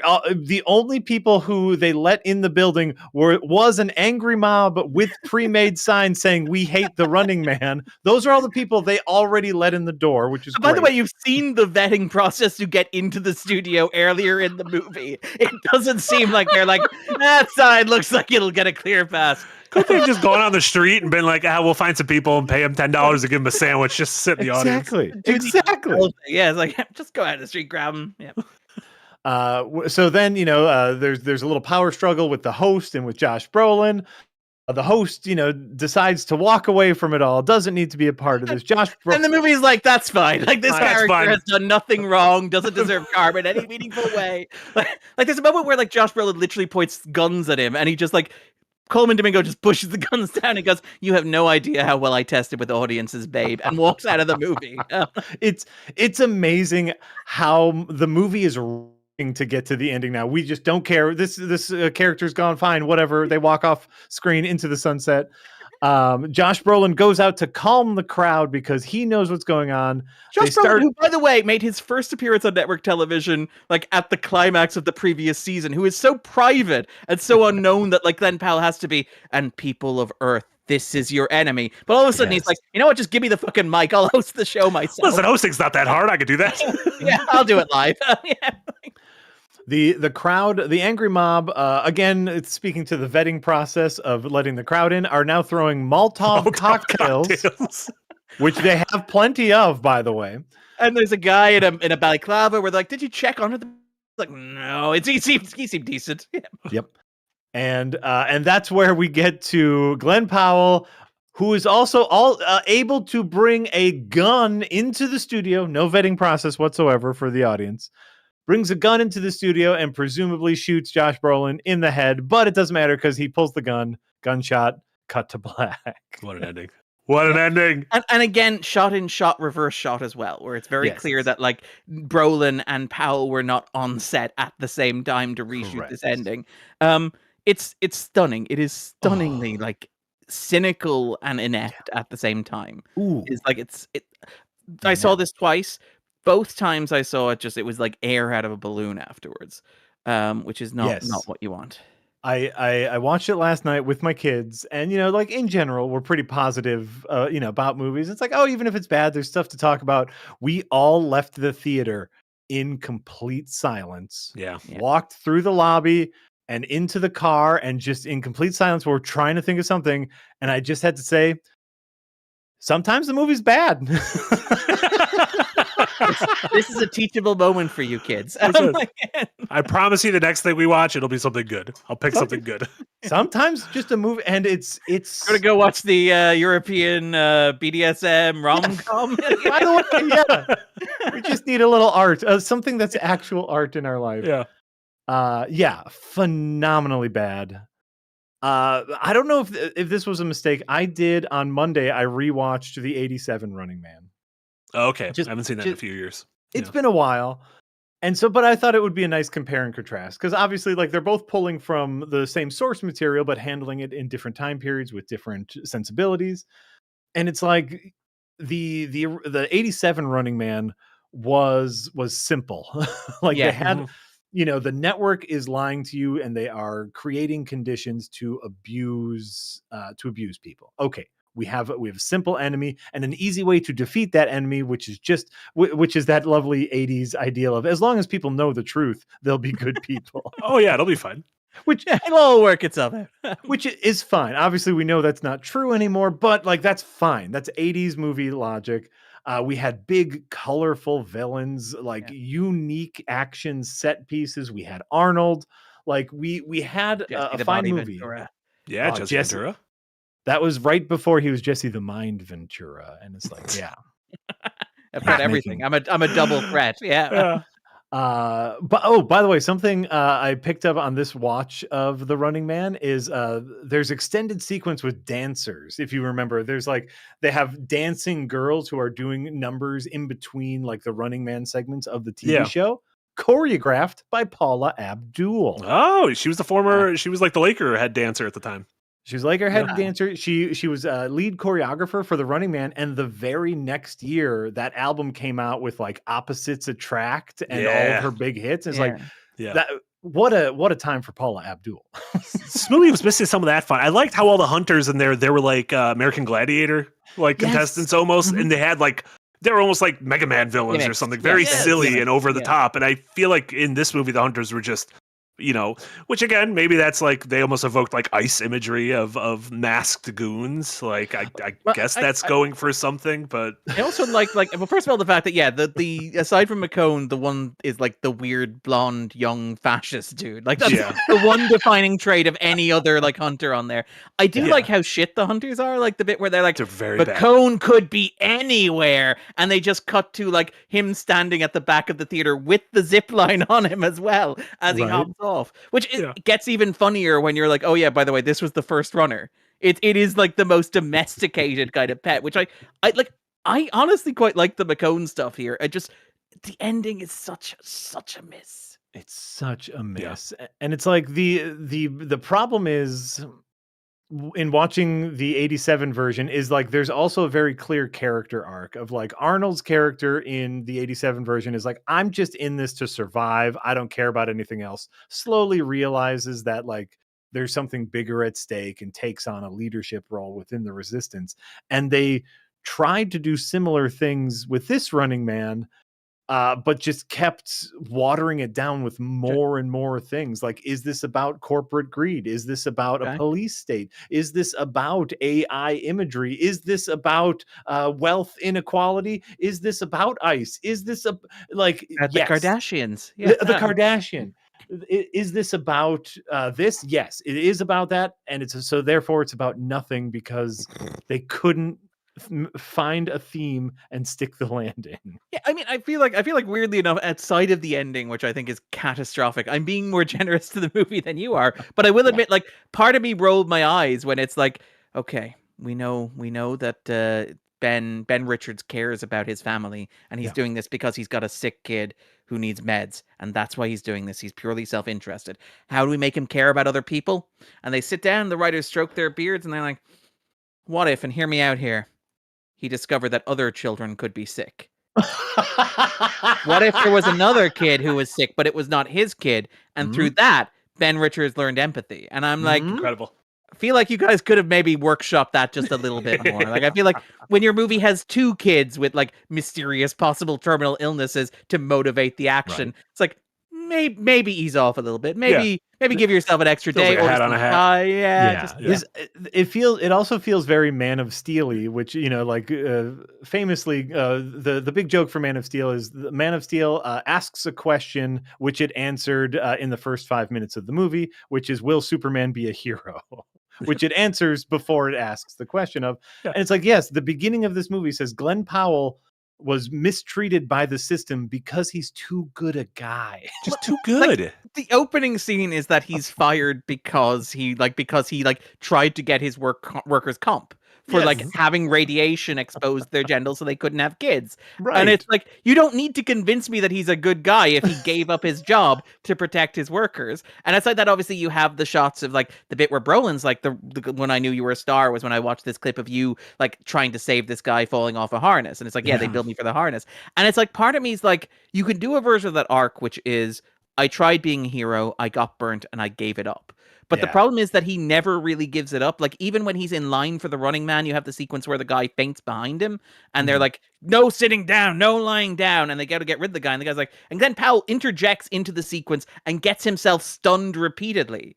And I'm like, that's the moment where you need a beat of, I'm actually a bit of an asshole.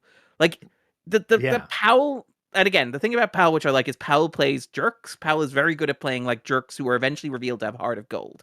And like, he's very good at being angry. Powell is like, for a man that handsome, he is ridiculously angry in a lot of his films and TV shows. Where I'm like, I'm just too damn handsome. Yeah, it's like, I get up every morning, I stare at the mirror, and I'm like, why don't you look like William H. Macy? But like, damn it, put it together, Glenn. By the way, like, it's very revealing that like he wants to do Texas Chainsaw Massacre. Like, that is, everybody's like, why would Glenn Powell want to do that? I'm like, if you look at his filmography, where his entire career is, why am I so handsome? I just want to be covered in makeup and do funny voices. I'm like, yeah, there's a horror franchise for that, and it's Texan as well. What if I wear William H. Macy's skin and pick up this chainsaw? But like, if you're doing that, you do what you do with the Tom Cruise thing, because obviously Tom Cruise is the point of comparison for Powell. I don't think he's the next Tom Cruise. I don't think anybody's the next Tom Cruise. I think it's impossible to create a new Tom Cruise in the current studio system. Tom Cruise couldn't be Tom Cruise in the modern studio system. But the thing about Cruise is, Cruise's characters actually begin as assholes. Jerry Maguire, for example, but obviously like Rain Man, where you have these beats early on, is Cocktails there as well, arguably like The Color of Money and stuff, where like Cruise lets when he was younger, let his characters be unlikable, so that when they eventually became likable, there was an arc, and the audience is like, wow, this really charming jackass is now a really charming hero. So I kind of liked him before, but I like him in an unambiguous way now. Whereas, you're right, with The Running Man, there's no sense of, I don't ever believe that Ben Richards is not a hero. I don't ever believe that like he's given up on human beings. Like, and that's the thing that I like about the ending, is the ending feels like it might get there. Like, the arc of the movie feels like it should go in the opposite direction, where it's like he still has faith in people, inexplicably, in a broken system where all it has done is grind him down, make his family suffer, make his child sick, take away his benefits. And every time he has tried to help people, it has not only caused them to suffer, it has caused him to suffer more. And so you get to the third act of the movie, and it's like, if you were hypothetically making a movie where you were going, and the lead character at the end has to do a 9/11, the arc of that is like, you have to show them reaching that point where there is no alternative for them but to do that. And I actually think like one of my big issues with the movie is like, the arc is moving in that direction. It starts with him at his most heroic and kind of gets to the point where nothing means anything anymore, where like, it's not that his family are dead. He doesn't even know if his family are alive. It's like, he doesn't know whether anything means anything or has any value. So of course he's going to do the self-destructive thing. But to your point, you can't then go, and Ben Richards was the real hero that we needed all along. Finally, Ben Richards became the hero that we know he was at the start of the movie, and we know he was consistently through the movie. But this time, he was the hero, and it worked, because we're 2 hours and 15 minutes into this movie, damn it. It's got to be about something. No, and I see the important thing here is this is a very long discussion, literally about the last 2 minutes of this very inconsequential movie. I feel like it's like a microcosm of like how you can like completely shit the bed through mixed messaging or no messaging or too many messages. It's a fascinating dissection of like all of these elements, all of these flavors should work. Edgar Wright, Glenn Powell, Running Man reboot in 2025. That should be a slam dunk of a movie. I was excited when it came up, and I told you I saw this at a surprise screening. When the title Running Man appeared for the Irish Film Classification Office, there was like this incredible intake of breath of like, we're going to see the Running Man. Like we're not seeing the Sydney Sweeting boxing movie. We're seeing the Glenn Powell running movie, and it's like the relief in the cinema when that happened. And I mean, I say that like quite liking Christie, but like the audience is so on board, and I was so on board for it. Yeah, and it just feels like so much goodwill was lost. Absolutely, absolutely. So that's a long way of saying big recommendation from the three of us. Go check it out. Yeah. If you got a 40X theater near you where the seat shakes and sprays water on you, go see that. Have you seen like Edgar Wright experiencing his movie in 4DX? I will say that like I'm happy for him. Okay, he seems like very excited to see his own movie in 4DX, which is wonderful because I imagine that's the first time he saw the movie. Nice. Yeah, bit of a bummer. Of those two, definitely check out Predator Badlands. Don't worry about Running Man. You can watch Running Man when it comes to streaming. Oh, come to streaming by Christmas. It'll be fun. Oh God, it'll be to streaming next week. Come on. Yeah. Let's go over a couple super chats before we talk about Pluribus and the other stuff we've been watching. Nidoram with $10 dono. Thank you so much, Nidoram. The comparison isn't made often, but I love how the Big Lebowski and The Sopranos share an aimless slice of life vibe, grounded yet subtly hilarious dialogue, and a casual nihilism. Any similar recs? Great kind of also great dressing gown movies and TV shows, like very defining images of like characters in the dressing gowns. And again, like fin de cycle, like end of 90s. For me, that's what they capture, is this idea of like the end of the American century, pre the Running Man being an adaptable moment in American history of like, we've reached the end of the Cold War. It's the unipolar moment. Like America's dominant. The Cold War is ended. There is no existential, there's no mountain to climb. There's no villain to defeat. We are the champions of history. And like you have this idea in like The Sopranos in the first episode of the ever feel like you came in at the end of something. And like that is something that I think of like in terms of late 90s cinema. So like any number of them come to mind. I mean, Fight Club is like the angry version of that. Go, I think, is also very good at that. Something like Dark City is very good. The Matrix kind of, for me, weirdly feels like it's kind of in that space. How do we feel about adding... This might be too cinematic, but how do we feel about adding something like No Country for Old Men into that? Yeah, that does have kind of the aimless quality to it. Definitely has the nihilism. Yeah. Has Burn After Reading, I think, dialogue. actually. That feels like a Coen thing, top to bottom. Yeah, Fargo feels like it's paired with No Country, and it feels like Burn After is kind of paired with Lebowski in terms of those two. Because it's like it's history repeats as tragedy, then as comedy, basically. Where like a large part of Fargo is that nothing means anything as well, aside from the meaning that we assign to it, which is the same thing that Lebowski's about, which is this idea that nothing means anything except the dude at the end gets to go home and he has a new rug, like as long as you can make sense of your world. I'm trying to think like in terms of like, because there was one that came to mind that I thought of recently. I did actually think of The Big Lebowski when I saw, and I'm like, no, I was going to say Beau is Afraid. I mean, was it One Battle After Another? Because that's another great dressing gown movie. It's a great robe movie. He's wearing a great robe throughout the movie. That's pretty good. I like that. For some reason I was thinking my mind went to two neo-noirs, Robert Altman's The Long Goodbye, and then Under the Silver Lake with Andrew Garfield from a couple of years ago.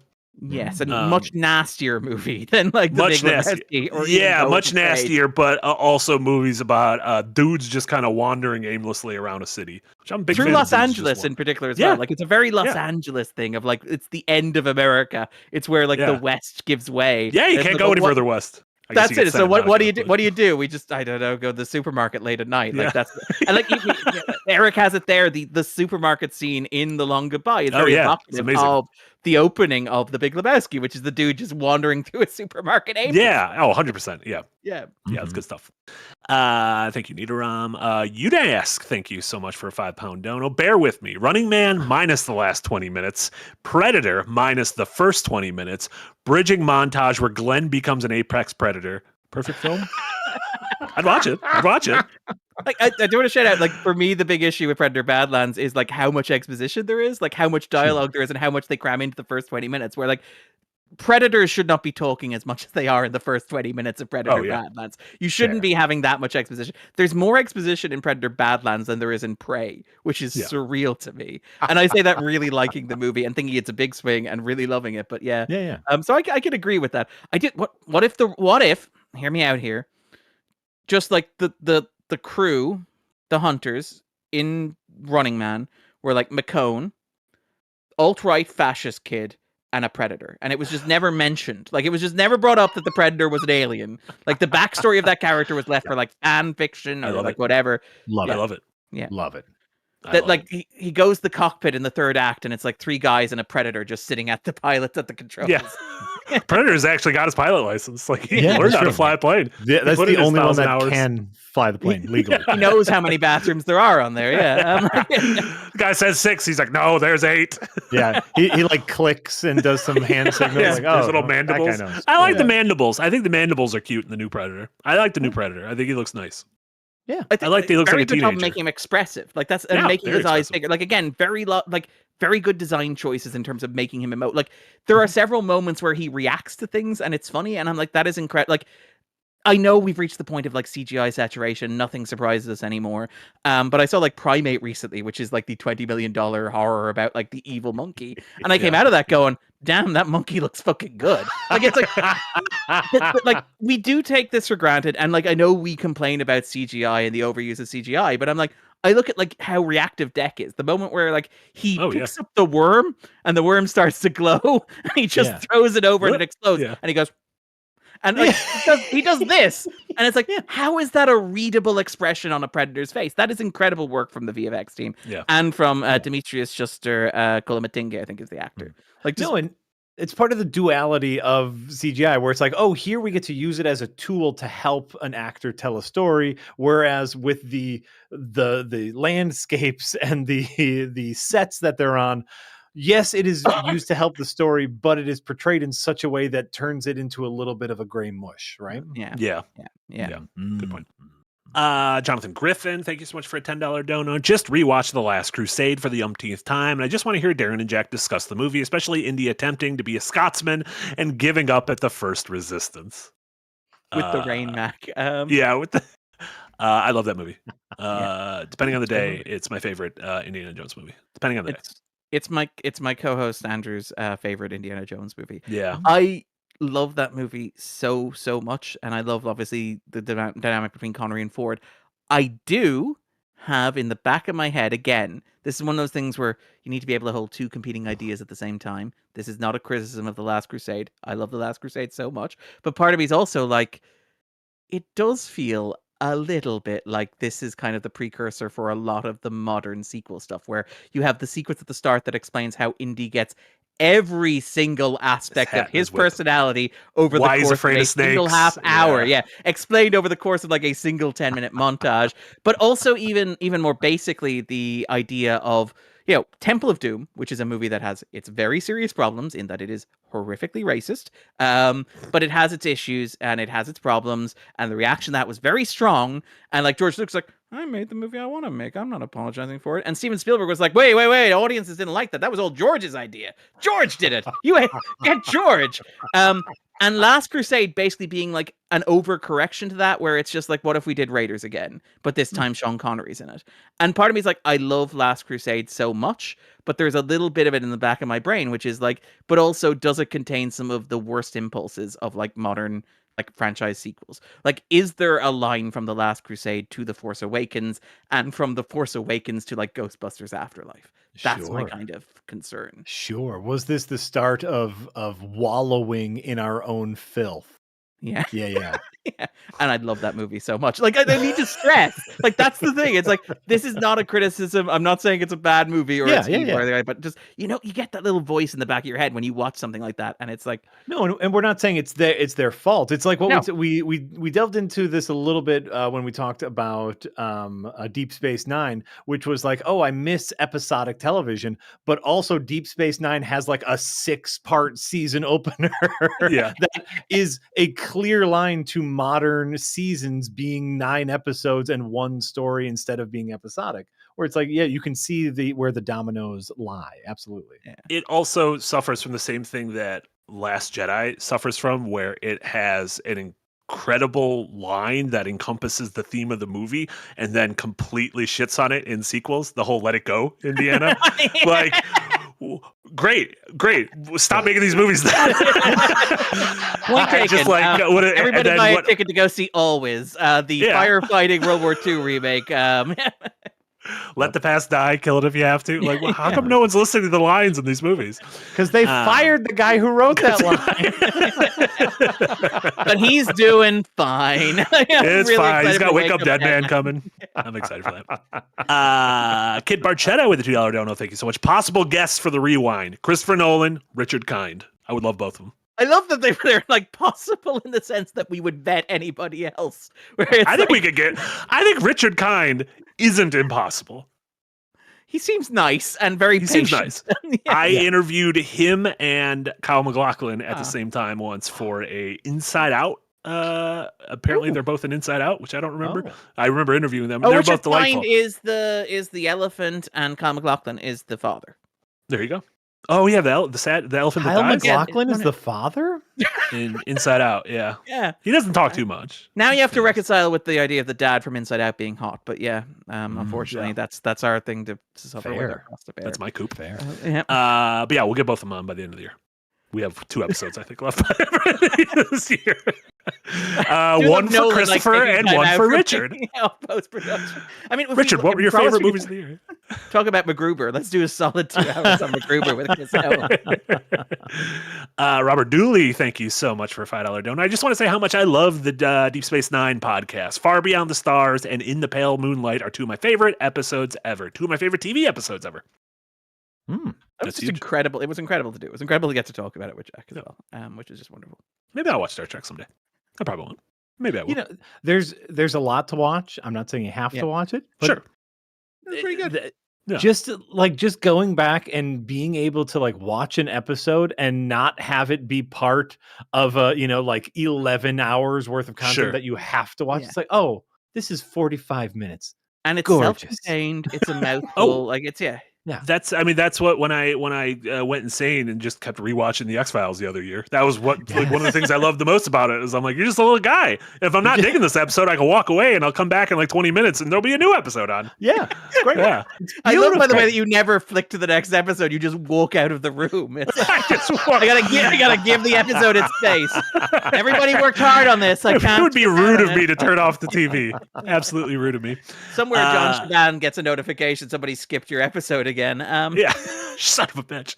Sussy Guru, thank you so much. So Jack, Minecraft movie or the Mario Brothers movie? Gotta choose one. You can't choose none. As I talked about during our episode on the Minecraft movie, I love it that the kids had something. The kids had their theater moment with the Minecraft movie. Like on merit alone, both are steaming piles of hot garbage. I guess I'll take the Minecraft movie if I have to choose one steaming pile of hot garbage. But zooming out a little bit, the kids got to have something that was just for them. And that's incredibly important. Whereas the Mario movie was still pandering to my old ass. I'm now imagining like Marty in the style of James Brolin zooming into the cockpit of Jack flying the plane going, we have 2 pitches for you. Just a little title we're working on here. Jack, that's why you're our chicken jockey. We call you our chicken jockey when you're not around. So. I don't know what it means, but we call the reference. Neither do I. I saw the movie. Yeah, I don't understand what that is. Okay, let's talk about other stuff we've been watching real quick before we go over the last super chats. I want to touch on Pluribus quick. Jack, I don't know if you've had a chance to watch it. I have not. And Darren, I don't want to spoil it. This is going to be a short conversation that's mostly going to be me saying, for the love of God, people should watch Pluribus without knowing what it's about. Yes. At least the first episode or 2. Without knowing what it's about, because if you go in without even knowing the premise of the show, you will be in for, you mentioned The Boys earlier. I think like one of the most spectacular pilots I've seen in a very long time.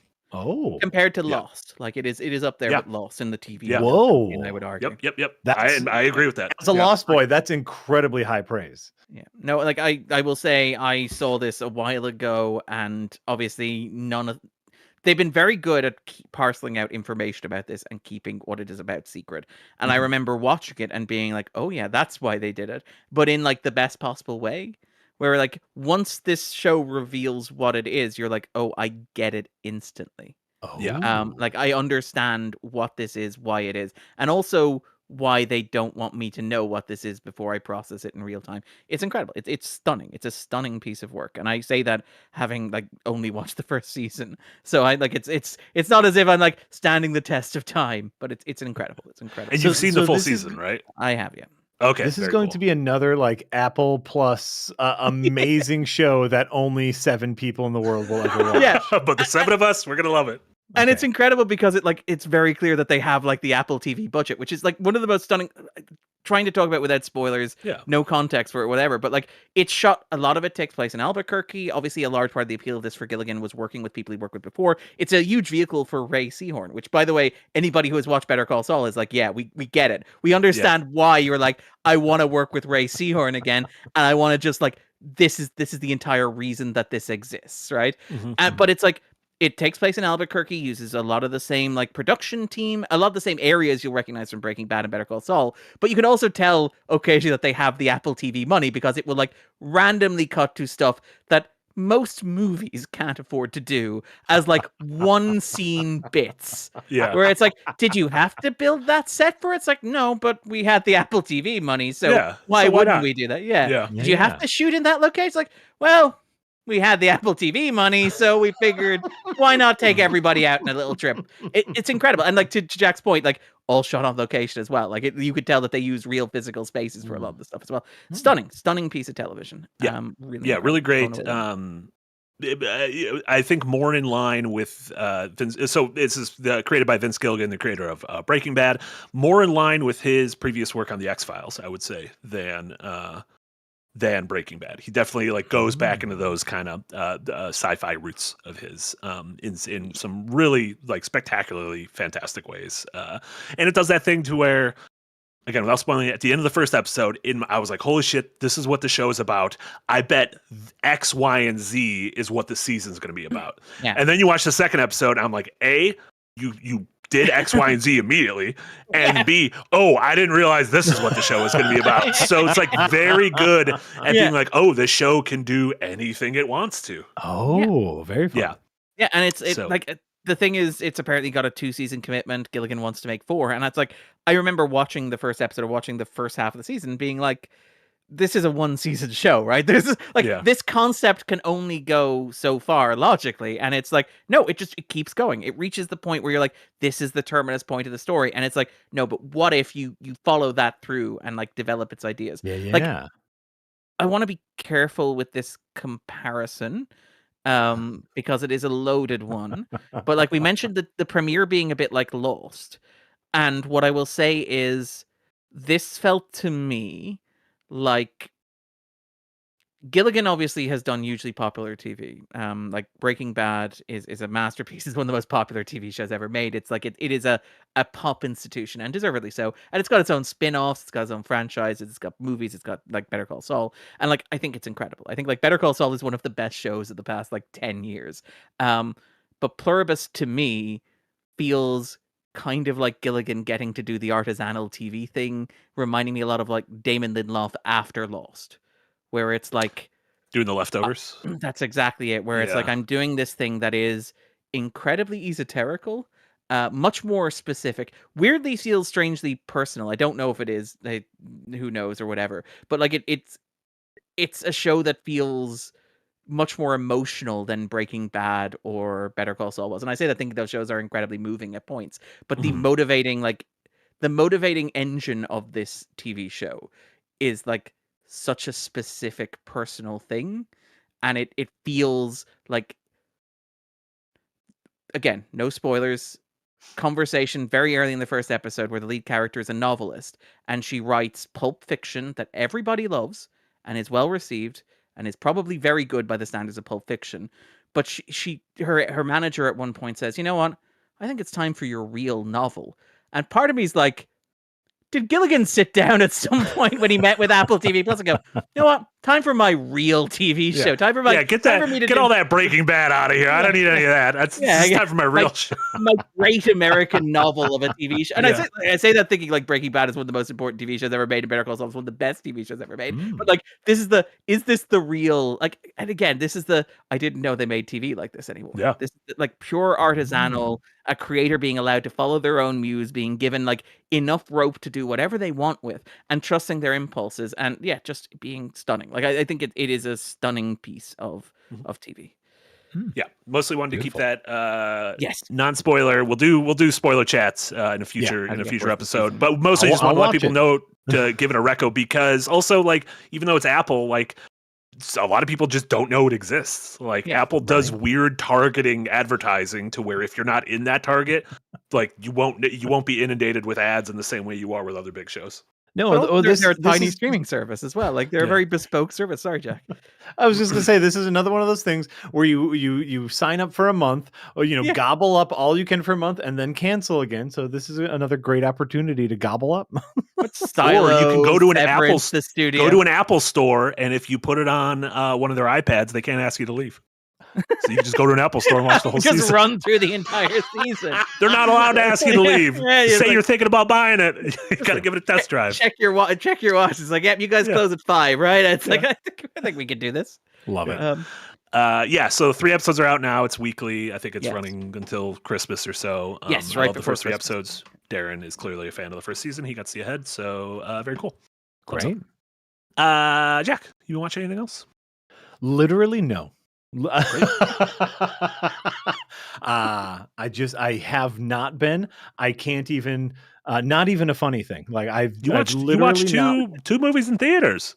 Yeah, well, 2 movies in theaters. I watched The Running Man and beforehand. I love that The Running Man like winded you. Like, it's like we're just enough culture for now. I just need a break. No, yeah. So I haven't been watching anything. Heads up to Patreon members, is very soon you will have an edited version of the quiz show that we shot when we were here, the trivia show. Which is very fun, came together very well. That's what I've been working on and trying to get that out for everyone, because I think it's so much fun. So, I watched a cut of that this morning. It was delightful. Yeah. Absolutely delightful. Darren, you very quickly, let's do it like a lightning round of stuff that Darren's seen. The Chair Company continues to be very good. That's the HBO show with Tim Robinson. 2 weeks ago, the ending of that episode 2 weeks ago. Hachi machi. Real television. Again, just an incredible commitment to the bit, and again, very much focused on the Tim Robinson thing of being, are men okay? ? The answer is no. And being this kind of weirdly profound study of the insanity of life under capitalism, where even male friendship is commodified, our relationship to one another is commodified, and how we're being slowly driven insane by the fact that there is no human connection in the world in which we live. Also very funny. Darren says burying the lead on this one. But yeah, had a really tremendous time with that. Really enjoying it. I have not seen ahead, so I've only seen the first 6 episodes. Really looking forward to the season finale. In terms of movies I've watched, very quickly, because Diane Keaton passed away, I watched Reds, which is the 3.5-hour Warren Beatty movie about communism in the 20th century. But also being a Warren Beatty movie, it's also about how everybody was fucking, which I kind of love. I love that was his handle on the story, where it's Warren, I want to tell a story about communism and left-wing activism. It's okay, is there fucking in it though? That's the question. How horned up are they? Yeah. That story about, is it him on Ishtar with him and Dustin Hoffman, where Hoffman's the movie's falling apart. It's not going to work. The movie's not working. It's going to destroy our careers. And Warren Beatty is just looking at all the women walking by, and Hoffman clocks that what Beatty's not paying attention. He's like, are you ever not thinking about sex?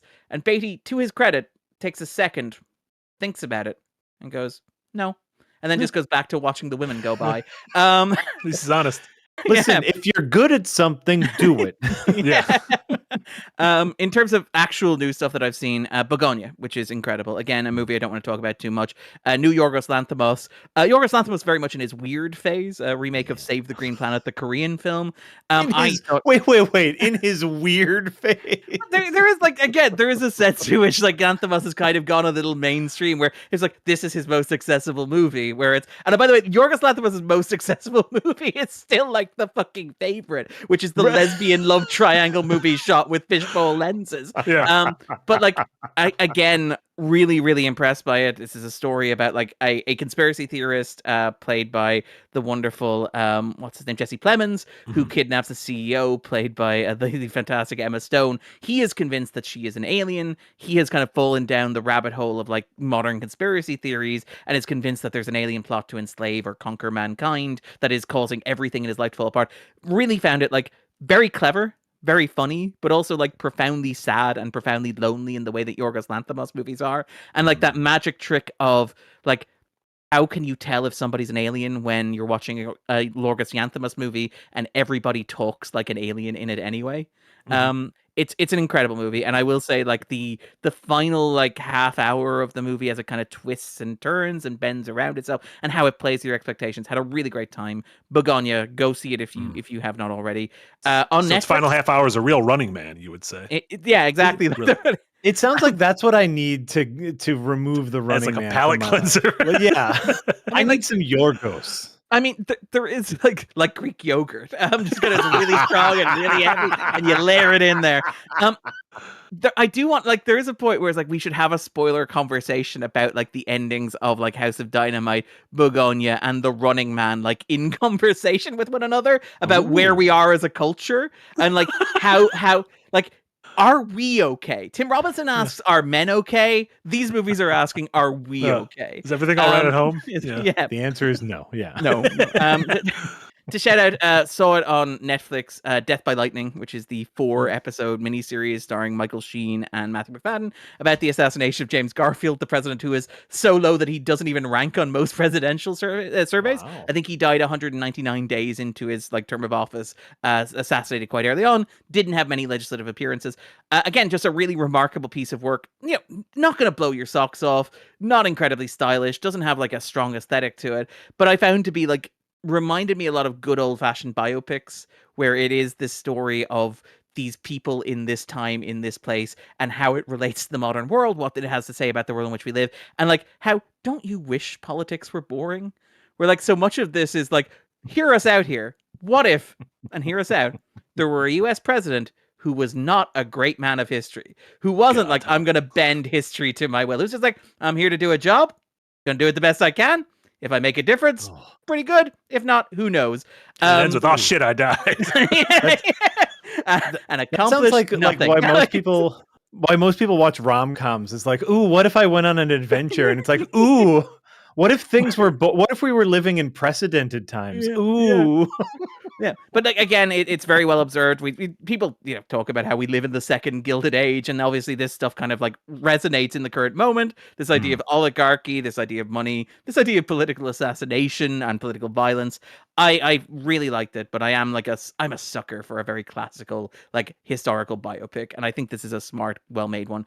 Frankenstein, the Guillermo del Toro movie, which is such a fascinating object because it is at once his realized passion project, the movie that he has been trying to make for literal decades, the thing that he's been in his brain turning over and over and over again, and he's finally gotten it out, and you look at it as an audience member and you're like, yeah, you've made this movie 15 times.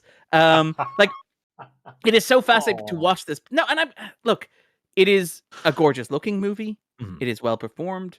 The production design is incredible. I think the soundtrack is very good. And like, I like Del Toro as a director. I don't love him. We talked about him. You came on the 250 and you talked about like Pan's Labyrinth. Like, he's one of those guys who I am glad, like Edgar Wright, I'm glad he gets to do his thing, and his thing is very distinctive, and he has a distinct flavor, and he has a distinct interest, and he puts that on screen, and I feel like he invites me in. He's one of those people who makes a movie and it's like, I feel like I'm being welcomed into your world. And it's like, I may not understand it, it may not be how I see the world, but it is a way of looking at the world. And the thing about Frankenstein is that it's like you're watching it and you're going, I know he's been trying to make this for 20 years because I can see the bits and pieces of this scavenged from across his filmography, where it's like, I've already seen Crimson Peak. I've already seen The Shape of Water.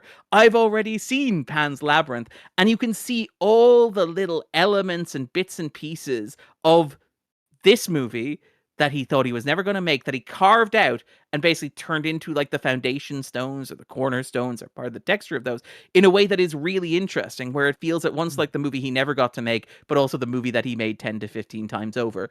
It is fascinating to me because it is at once like a love letter to the book in the most cliche term imaginable, where it's like, obviously he loves Frankenstein, and he should. Frankenstein's a great novel. But he also is like that person who loves Frankenstein who's like, but they never got the adaptation right. And he has notes about how to adapt Frankenstein. And it's like, those notes are the nerdiest notes possible, where it's a large part of this is like, I want to do all the boat stuff from the book. If you've read Frankenstein, an inordinate amount of that novel takes place on a boat as Frankenstein narrates the plot of Frankenstein to a first mate. Because you lived in a world where, if you've ever read much of that Gothic fiction, the plot device is, I'm a perfectly normal person like you, reader, and I was just wandering through the world, and all of a sudden, oh my god, this person arrived, and they told me the strangest story, which I had to write down, which is what you're reading right now. It's like if every early movie had been a found footage film, where it's like everybody was holding a camera. I was just writing this novel. This is meant to be writing a travelogue. Like the premise of Frankenstein is, well, I was out exploring the Arctic Circle, and you'll never guess who I bumped into. And boy, did he tell me a story. And that is often left out of adaptations of Frankenstein because it is not essential to the story of Frankenstein. It's not a large part of what makes that novel work or makes that story work. It's a framing device. But you can tell Del Toro's been like, but they never did the boat. Like, why do they never do the boat? It's like, I am going to put so much boat in this movie, you won't believe how much boat there is. So it's really strange in that sense, but it's also, at the same time, he heaps in a bunch of stuff that is clearly his interest. Where, like, obviously Frankenstein is a story about creation and parenthood and parents and children, but, like, Del Toro is just like, and dad stuff. More dad stuff. It's like, feel like, the original Frankenstein is about like men taking the power of like female reproductive, let's focus. I think we need to talk a little bit more about Victor's dad and like Victor's like fiance's dad and how like the son is kind of like the father, if you think about it. And I'm like, okay. I appreciate that you have your particular themes. Also, far more incest than in the book as well. Like, Del Toro's just like, let me heap the stuff that I find interesting on. Where like Mia Goth plays both Victor's mother and his sister-in-law.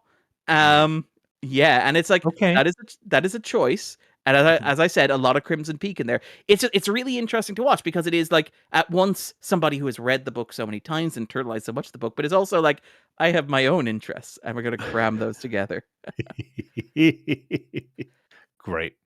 Finally, I always wanted Frankenstein with more incest, so that was always one thing. That was from all the other one Frankenstein. note. Yeah. In terms of other stuff, just very quickly, Christie, the boxing movie starring Sydney Sweeney, I think it's fine. Like, it is perfectly serviceable. It is a movie that, like The Running Man, it's an interesting counterpoint to The Running Man because obviously they both came up with Anyone But You. And like, it is, Sweeney is obviously, without getting into her social media, without getting into her star persona, without getting into like her press and interviews, although I will say, not saying racism is bad is a very strange way to market your movie about but also like your movie is an indie movie about a lesbian boxer who survives domestic violence. It's like, which audience do you want to signal to in like doing publicity for this? Who do you think your target market is for selling this? But like, Christie is fine. Like, this is the thing. Sweeney is kind of like Powell in that I think she broadly has like good taste, where like she's making interesting choices. Did you guys see Immaculate last year? I did, yeah. I thought it was pretty good, actually. It's a very good, and it's a very bold choice for an actor like Sweeney, and it's a very confident statement of like what I want to be as a star. When she could be doing any number of generic stuff, right? She could be doing, like she said, she could be doing Madam Web 3 by now. But instead she chose the art. But like she's picking, like, here you've got a female boxing movie directed by David Michaud, and this is very clearly her doing, can I do what Margot Robbie did with I, Tonya?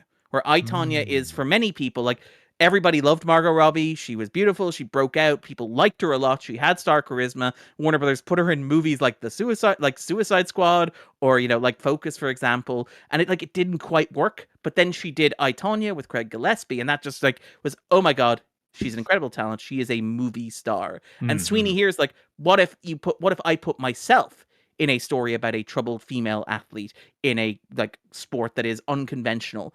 Work with an art house director on that. Can I reach the same level? And it runs into two problems. First of which is this is not I, Tonya. David Michaud is not the guy you hire to make an I, Tonya type movie. It's surprisingly like straight down the middle and surprisingly generic. It's very overlong. It's very overwrought. You know exactly where it's going, even if you don't know the story that underpins it, and it hits every beat that it needs to hit along the way. Nothing catches you by surprise in this movie. Nothing catches you off guard. There's no point in this movie where you go, oh, that took a turn. This movie is a straight line rather than an arc. So it's a rom-com of an indie sports feature. Yeah. And I will say, like, I think she's fine. I think Sweeney's fine. I think she is no Robbie. Maybe she'll find something where she clicks. I think she has great taste as a performer. I think she's making smart decisions. I don't know if I've seen her in a role where I've been like, that woman is incredible. That is a next star. That is that is our next Margot Robbie. That is somebody who will be a generational talent in Hollywood.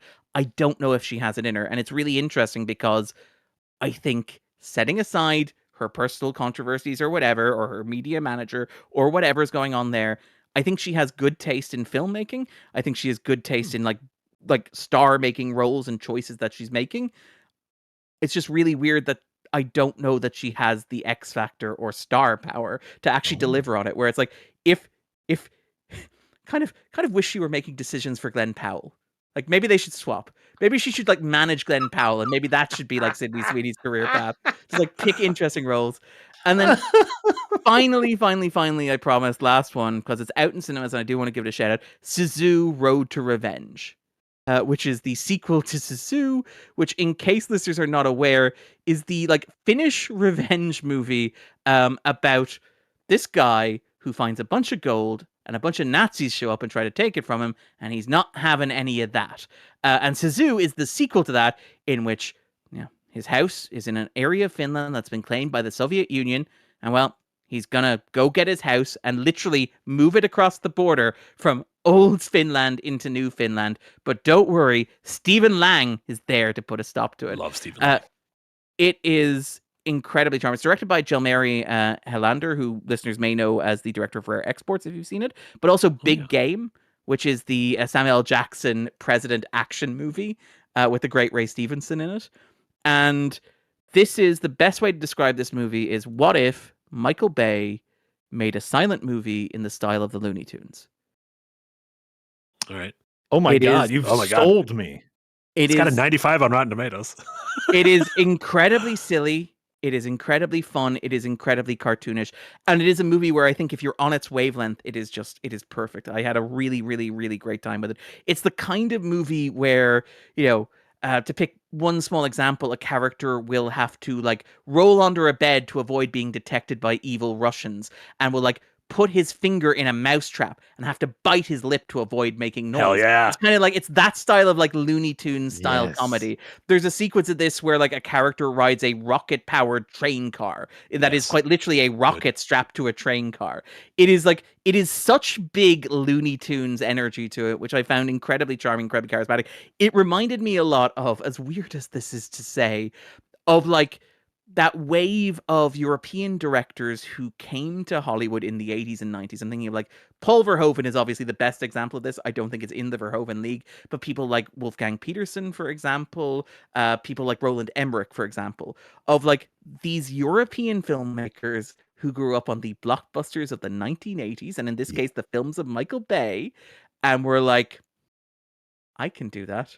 And it's like, more. What if Michael Bay were a restrained filmmaker? What if we just like took the break? Like, what if like Michael Bay didn't go far enough? There is a moment in this movie where like, again, this movie has maybe 10 lines of dialogue in it. It's 90 minutes long, which is incredible. Yes. I found myself thinking of like a weird thing to say about a movie about a Finnish man killing like Russians. I found myself thinking of Charlie Chaplin while watching this, and Chaplin's argument that like silent cinema is universal. Chaplin refused to go into sound, in part arguably because he had a Cockney accent. He was worried that people would judge him for it. But according to him, it was because silent cinema is universal. Like, cinema is a universal language and can be appreciated anywhere. And here you have a Finnish director, making an American movie about a Finnish history in which the Russian is played by Stephen Lang, an American, doing the dodgiest Russian accent you've ever heard. But there's a moment where Stephen Lang, as the evil Russian commander, picks up the radio, and the camera goes into Michael Bay, low angle, dolly twirl, slow motion around him as he says into the radio, unleash hell. And I'm like, gee, I was in on the movie already, but now I am even more in on it. Also, if you only have 9 words in your movie, that's 2 great words to use. Unleash hell goes a long ways. Like there's a moment where he, like, again, just to establish like that Stephen Lagg's character is evil and has no redeeming features whatsoever. Like the one other big line he has in the movie is, "I have killed so many women and children that I cannot remember their faces." And it's like, good character detail, well delivered, everything I need to know about who this guy is and what he's about in a single line of dialogue. I had tremendous fun with it. It is very silly. It is very goofy. It is like a live action Looney Tunes, but also directed by Michael Bay, and also with incredibly gratuitous amounts of violence and bloodshed. And in an unintended synergy, the original 2022 Sisu available to watch on Tubi. Do you recommend people watch the original one to catch up on? Do you think the first one is necessary reading, or is it just good? Not necessary. It's just fun. Again, without getting into spoilers, it's just, again, just to spoil one small detail from the movie to give you a taste of it. This is a movie where a guy hides underwater from Nazis and survives by slitting the air pipes of the Nazis who are underwater with them and breathing the air in their lungs. Stealing their air? Literally stealing their air. Yeah. That sounds sick as hell. Yeah. Why did we talk about Running Man for so long? What? We could have made Running Man a 5-minute segment and then just talked about this movie. 2 minutes of Running Man, to be clear. But yeah, I would recommend that. I had a good time. Oh, great. So yeah, the first Sisu 2022 is available both on Hulu and Tubi here in the States. Of course, rented VOD. But if you already subscribe to Hulu or you just want to watch it on Tubi with ads, and then you said the Sisu Road to Revenge is out. Which in English is not called Tisu. They didn't put the 2 in the front, unfortunately. You're going to put the 2 in the middle, SI2U? Yeah, SIT. It's SIT. SI2U as well. Yeah. Beautiful. But again, it is incredible. Just like, it's one of those movies that is so straightforwardly like what it is. Yes. Like it is like unapologetically and unashamedly what it is. And like to the point where it's broken down by chapters that are basically like individual action sequences, where it's like chapter 1 is like Homeward Bound, or chapter 2 is like an unconvincing journey, chapter 3 is Long Shot. And it's like, okay, so I know that we're beginning a new action sequence that's going to last 10 minutes here. It's great. Beautiful. It's 5 minutes ago when I looked it up, it was at 95% on Rotten Tomato. I refreshed. It's now at 96. Keeps going up. A week from now, it'll be like 115%. If we extrapolate from this growth. Yeah. Perfect. Incredible. Yeah, it looks like it's coming out in the States on Friday. Oh yeah, hey. So well worth seeking out. Again, just a good time at the cinema. Obviously, like if you're looking for something more refined or something more cultured, or if like Looney Tunes aren't quite your thing, grand. It's not going to work for you. You need to but if you are in the mindset of I want something silly, I want something fun, go for it. Have a good time with it. And Sisu translates to having guts in Finnish. Yeah. That's a good. It's an untranslatable Finnish term that reflects to like remarkable resilience, like having real chutzpah. Yeah, like again, the point of the movie is that the point of both movies is that this guy has this thing that he is committed to. And in the first movie, it's obviously he found a bunch of gold and the Nazis have said, "We're having that, mate." And he's like, "No, you're not." And in the second movie, I don't want to spoil it, but like the second movie is a very similar, like this thing is important to the guy and he's going to see it through to the end. And it's like, it would be so easy for him not to do it, to give up doing it, or simply to like surrender on principle, but he simply refuses to.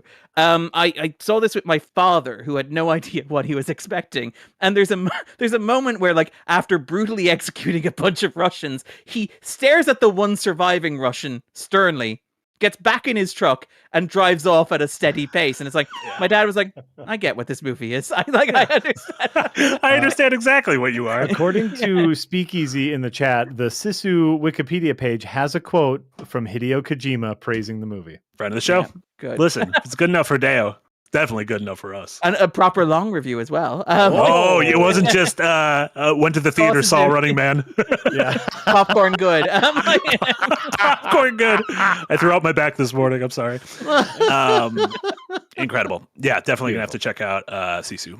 Yeah, I didn't really. As for me, that's most of what I watched. I talked about. Oh, it's not a game. Or it's not a movie. It's a game. But I was talking about it with Jack. I recommend even to you, Darren. Ooh. Have you heard about the video game Dispatch that just came out? Somebody mentioned that in the Discord. I thought Yes. Dispatch was like a movie or a TV show, which is No, why it is an took me a while to find. episodic, an 8-episode video game. It's made by former folks from Telltale who did like the Walking Dead and the Wolf Among Us. Yeah, the story-based one. Yes, so this is even, I would argue, even less gameplay than that. This is choose your own adventure, some brief like dialogue options you have to do, and then there is like a fun kind of thing where, so the crux of it is you are a former superhero who now works at a superhero dispatch center. And so you are on the communication with your team, and you have to assign them different spots in the city to go to, and their various skills will mean they may pass or fail. If there's a fire, certain heroes might be better at that. If they have to help an old lady across the road, certain things might be better at that. And your hero is a team of like ex-misfit villains who are trying to redeem themselves. So you have like a motley crew of fuck ups that you're trying to put together. The writing, the pacing, the actual decision making, and the characters, phenomenal. Aaron Paul and Jeffrey Wright. Aaron Paul is the main character. Jeffrey Wright, a cavalcade of famous video game actors. Laura Bailey plays one of the love interests in the game. She's incredible. Highly recommend this. It's 8. It just wrapped up. It is 8 episodes. They're about 45 minutes apiece. So it would be like watching a season of a show. I think it's my favorite superhero thing of the year. I think it's a better superhero story. Like, it's right up there with Peacemaker for me in terms of the superhero stuff I've enjoyed the most this year. So I give that reco to anyone. It's on PC and PlayStation. So yeah, really enjoyed it. Playable for me. Yeah, there you go. Okay, going over the last handful of super chats quick. Mega Lolcat, thank you so much with 100 Mexican pesos. MX dollars, whatever those are. Thank you so much, Mega Lolcat. You guys like Alien Earth. You don't get to criticize people's opinions who like Minions. We can't. That can't be true. We still get to criticize that. And the Mario movie could have been better, but the scene where Mario feels like giving up is genuinely good. I was mildly positive about Alien Earth. I was like, yeah, I'm okay with like. And by the way, I watched like 2, maybe 3 episodes for the show. Didn't go back to it. I look that I'm just doing it for work watch. I will say I enjoyed it. I watched the season twice because we were covering it on the 250 recently. And yeah, I really liked it. It is by far, I think, my least favorite Hawley TV show. But that still means it's pretty good, and it means that hopefully next year we'll get, I don't know, an episode where like John Hamm narrates some shit or something. Yeah. It got renewed for a second season, right? It did, which is incredible. Like 2 days after we recorded an episode where we spent half an hour talking about like how weird it is that they haven't renewed it, and is this like what the state of streaming is. It's like, by the way, we renewed that, and we're giving him a 9-figure like salary to play with. Yeah. And I'm like, okay. You guys must have really liked that. Nice. Yeah. We won't give you a 4th season of Mando. You're not getting any more Acolyte. It's like you got Wonder Man is dead in the crib, but like fucking we're all in on Alien Earth. Exactly. They should be. Belinda, thank you so much for re-upping the tip jar. Light Arkin, thank you so much for re-upping the tip jar. Raven, back with a $5 dono. Jack, that's all I got for today. Have a good day, fellas. Thank you, Raven. Rylan Quake, thank you so much for a $5 dono. Just wanted to thank Darren for putting me onto A Stitch in Time with Garrick. Almost done with it, and it is amazing.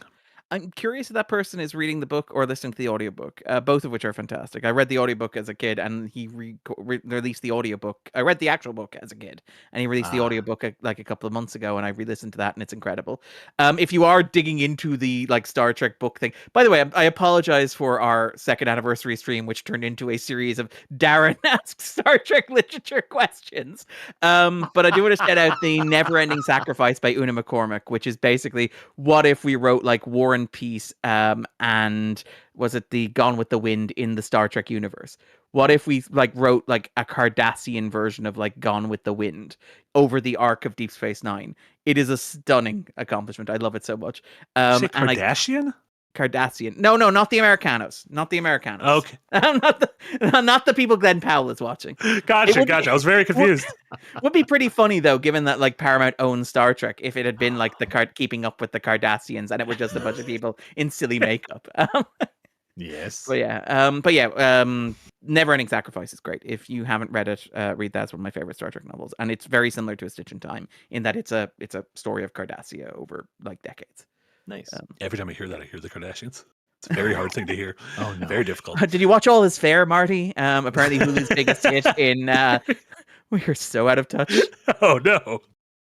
Megalocat Bat with another dono. Thank you so much. You guys okay with bullying on chat? I was about to unsubscribe, but seeing how they were gonna twist that in their favor. What about this? What? Sorry. I don't know what that's. I don't know what that's about. I will say. Sorry. I don't want to speak for everyone. I'm pro bullying, so nice. Okay. Yeah, I decided 2025 I would become pro bullying. I thought the community's generally quite good. I'm sorry, I didn't realize anything was. There you go. Is everything okay? I have no idea what was going on there. Joffrey, a Moundmouth, thank you so much for a $5 dono. All the predators are Chads. They're all super smart and have decided, like Plato, that the best life involves wrestling while naked. It does feel notable that like every predator. Slight spoiler for Badlands, except maybe Deck dies at the end of their movie. And if we are to believe Alien versus Predator Requiem, apparently fuck ups happen so often that there's like an entire Predator job of cleaning up after that shit. Like, I do like that, like, canonically, the Predators are just really fucking bad at the one thing they do. I mean, even the greatest baseball player of all time strikes out 2 out of 3 times. Right. Yeah, but I mean, even the best Predator is going to fuck up. But he's not playing baseball against ants. It's like, it's not as if like you come home and it's like, honey, you won't believe the day I had. I got beaten by this guy. It's like, well, obviously he had a bigger shoulder cannon. It's like, nope. Did he have better wrist plates? Nope. Did he have like a stronger cloak? Maybe. Nope. He's actually covered in mud. Bigger than yours. Wet boy. Great movies. John Brooks, thank you so much for a £10 dono. Jack, your comment about Predator nerds has me remembering an old internet spoof of a Predator dad trying to get his emo son to hunt. I can't be the only one who remembers this. I don't, but I like that. Well, like, this is the thing, is like societies exist. And Eric found it. Yeah. Oh my God. Do you want me to ruin this for you, Jack, and get into the lore of this? I do not. Okay, you do not want me to explain how people have thought far too hard about the questions you're asking. No, and I'm sure, like, I'm sure they exist, and I'm sure, like, there is canon for, like, why this exists, but, like, it starts to not make sense. As, like you said, like a Predator cleanup crew. Well, they must be mocked and ridiculed and or killed by their parents, like. I mean, it's like, if this happens 4 times in a decade, you're like, maybe we need to look at regulating this. This one's on us. Yeah. Right. Maybe Predator Earth Tours needs a little bit of reworking there. Like, they're going down the equivalent of the submersible. It's basically what if every 4 years a Predator sent one of those submersibles down, controlled with by their a PS2 controller. Yeah. What so, like that. That's the problem with any bit of lore. Like, we had so little Predator from Predator. It was great. And that's all we needed to know. Oh, the mysteries, the possibilities are endless. But now, as we tighten up and start to reveal everything, it starts to not make sense real dang fast. But again, like, I like that it's, as you say, I like that it's light. I like that it's jumpinable. I will say, I like that you can watch Badlands. You do not have to have watched Prey. You do not have to watch any Predator except the first one, which is so rare these days, where, like, even the Alien franchise, where they're doing, like, the Alien Romulus takes place between Alien and Aliens, and like Alien Earth, which I love, and apparently I'm objectively correct in doing so. But, like, even that is like a prequel to, like, Alien, and it's kind of like has to be understood in the context of that. Whereas, like, I like the Badlands is just like, I could stick that on for my mother and she would be able to follow what is happening in that movie, which, again, I feel like we were underselling, is incredible for a movie with a robot, an alien, minimal amounts of English, and no human characters whatsoever. And it's somehow this movie is more about the human condition than The Running Man. There is more like humanity in this movie than there is in The Running Man. That is not hyperbole. That is no, that's pretty spot correct. on. Pure Pyro with a €2 dono. Thank you so much. Have you guys seen The Lost Room, the 3-episode miniseries? I did. Do you guys remember this at all? This was a sci-fi 3-parter from probably Juliana 15. Margolis? I remember Peter Krause is the main character, and Elle Fanning, to tie it back to Predator. It plays his young daughter. She's like 6 or 7 in the movie.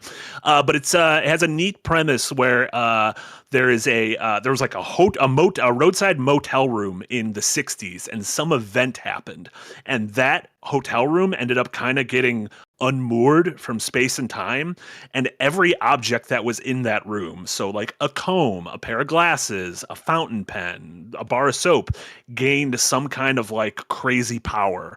And there's this like government agency trying to collect all of those objects of power that have been kind of scattered throughout the winds. And a random, I think a guy, Peter Krause plays the dad, and his daughter accidentally goes into the lost room and is suddenly unmoored from space and time. So he needs to find her. I remember it being relatively neat. It felt like one of those post-Lost like mystery box things, but being only 3 episodes, the mystery box doesn't go very far.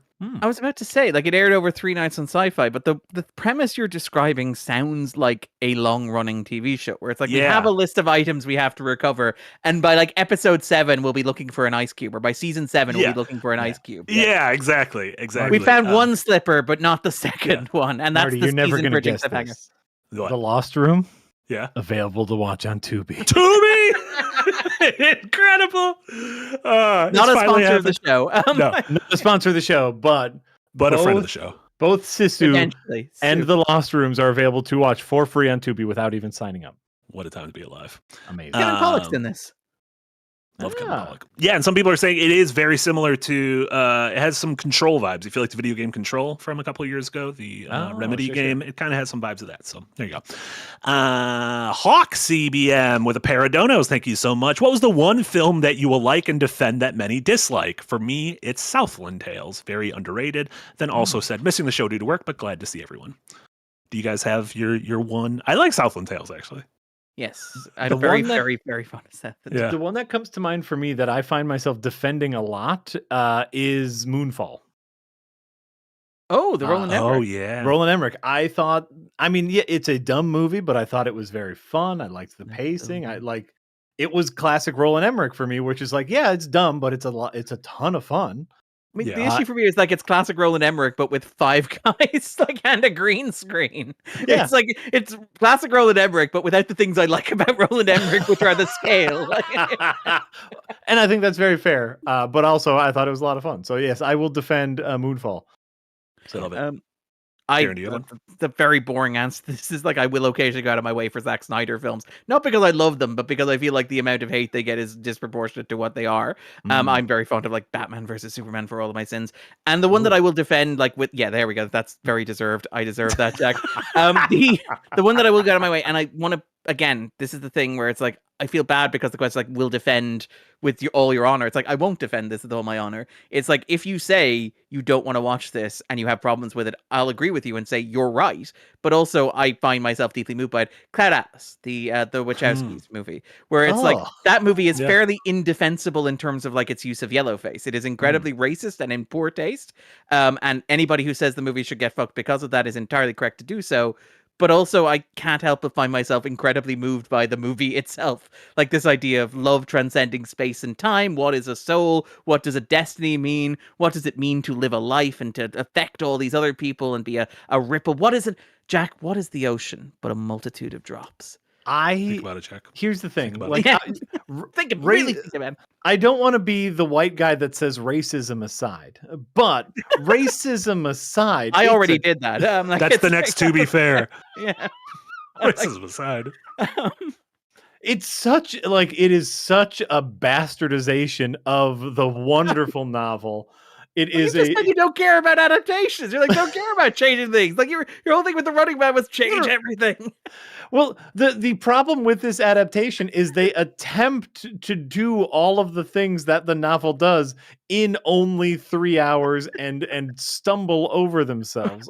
Only 3 hours. I like that. Should have been a 10-episode miniseries. Should have been an HBO miniseries. Cloud Atlas is to make it 5 hours long.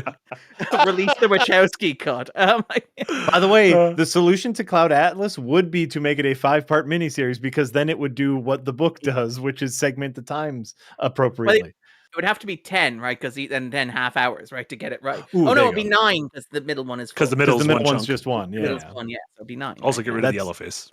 Also, get rid of the L. Yeah. Second. Tom Hanks doesn't have to play everyone. We don't need to do that. No. Like Tom, I love that Tom Hanks clearly has enough power and influence, and is smart enough to be like, no, I'm not getting in that makeup. Nope. Where it's like, just to be clear. And I will say, I love like Tom Hanks getting to have his Glenn Powell moment, where it's like, I was Hollywood's leading man and America's dad for several years. Now I just play like goblins. It's fantastic. What if I play Elvis's manager and it's the literal devil? I love it. And then mine, I feel like I've talked about this before, but I really go to bat for the 2009 Land of the Lost with Will Ferrell and Danny McBride and Anna Friel. Yeah, and Jorma Taccone. Wow. It's got what's his name? Leonard Nimoy in his biggest role ever. Couldn't remember his name. The one I tried to make a Star Trek joke and I forgot his name. Yeah. I'm a huge fan of Land of the Lost. I think it is extremely funny, and I think it is kind of gorgeous. And I have no reverence for the original Land of the Lost. And everyone hates it. It won a bunch of Razzies, so I don't know. Oh, okay. Maybe I love the production design of it. Again, the idea that it actually looks like a classic TV show, where like the stop motion, the costumes, and stuff like that. Where it's like, I wish more media had that aesthetic style to it. I don't remember liking the movie itself very much, but be like, this is pretty. No, you would be in the majority. You would be in the super majority if you did not like it. Awesome. And then the last super chat, $5 dono from Keeper Dace. Thank you so much, Keeper Dace. Unrelated fun fact I learned recently: the guy who wrote Challengers, Justin Kurtzes, is the same guy who did the Potion Seller video way back when. I can double down on even more fun fact for you, which is the fact that he is married to Celine Song, who made like Past Lives. So both, and you're kind of like, is that about you? Yeah, both of those movies are, if you break it down, about like a married couple who have like a weird, chaotic third guy show up and cause massive disruption to whatever's going on in their lives. Yeah. And it's like, feels like you two are maybe working through some stuff. It's like, I feel like I want to just see, like, I want to figure out, like, there should be, the third guy should have made a movie of himself, and you should just have to figure out who it was by like putting the pieces together, where it's like, it's the third guy who's like, God, this couple just keeps wanting me to like swing with them, and I'm just not into it. They invited me to this tennis tournament. Yeah. And that... What a twist if like this is just both of their imaginations and their wants and nothing ever happened. And yeah, the third movie is just like, leave me alone. You need to stop it. But also like they never talk to each other about it either. Like it's like it's never really come. They do seem like a lovely couple. They seem very happy. It's the Pina Colada song. Oh, that's great. Yeah. They're both the third person. They both want to be Josh O'Connor. But yeah, I don't know what the Potion Seller video is. I don't know if you guys Neither do I. He was very popular on YouTube. He actually released an album as well of love songs for Celine Song. A very interesting personality. That guy, again, very alt. She's much more conventional. I think she's done some alt theater stuff, but he's much more of the YouTube generation, which is a really interesting combination of the pair. Yeah. Interesting. There you go. Fun fact. Well, great. We did it. Tight 90 minutes. We are, by the way, we are 2 minutes away from me having to leave to pick up my children again. Oh no, we're good. This is the end of the episode. What do we got going on? Jack, what's your paper? Jack, we're here. Text my kids real quick. We're here. No, I'm gonna be late. Jack, you mentioned people should check out the Patreon video of the VOD of the. For last month, for our Phoenix tier patrons, we recorded live a trivia challenge for Marty, for Yahtzee, for Jamate, and for Jesse Galena, myself as host and question writer.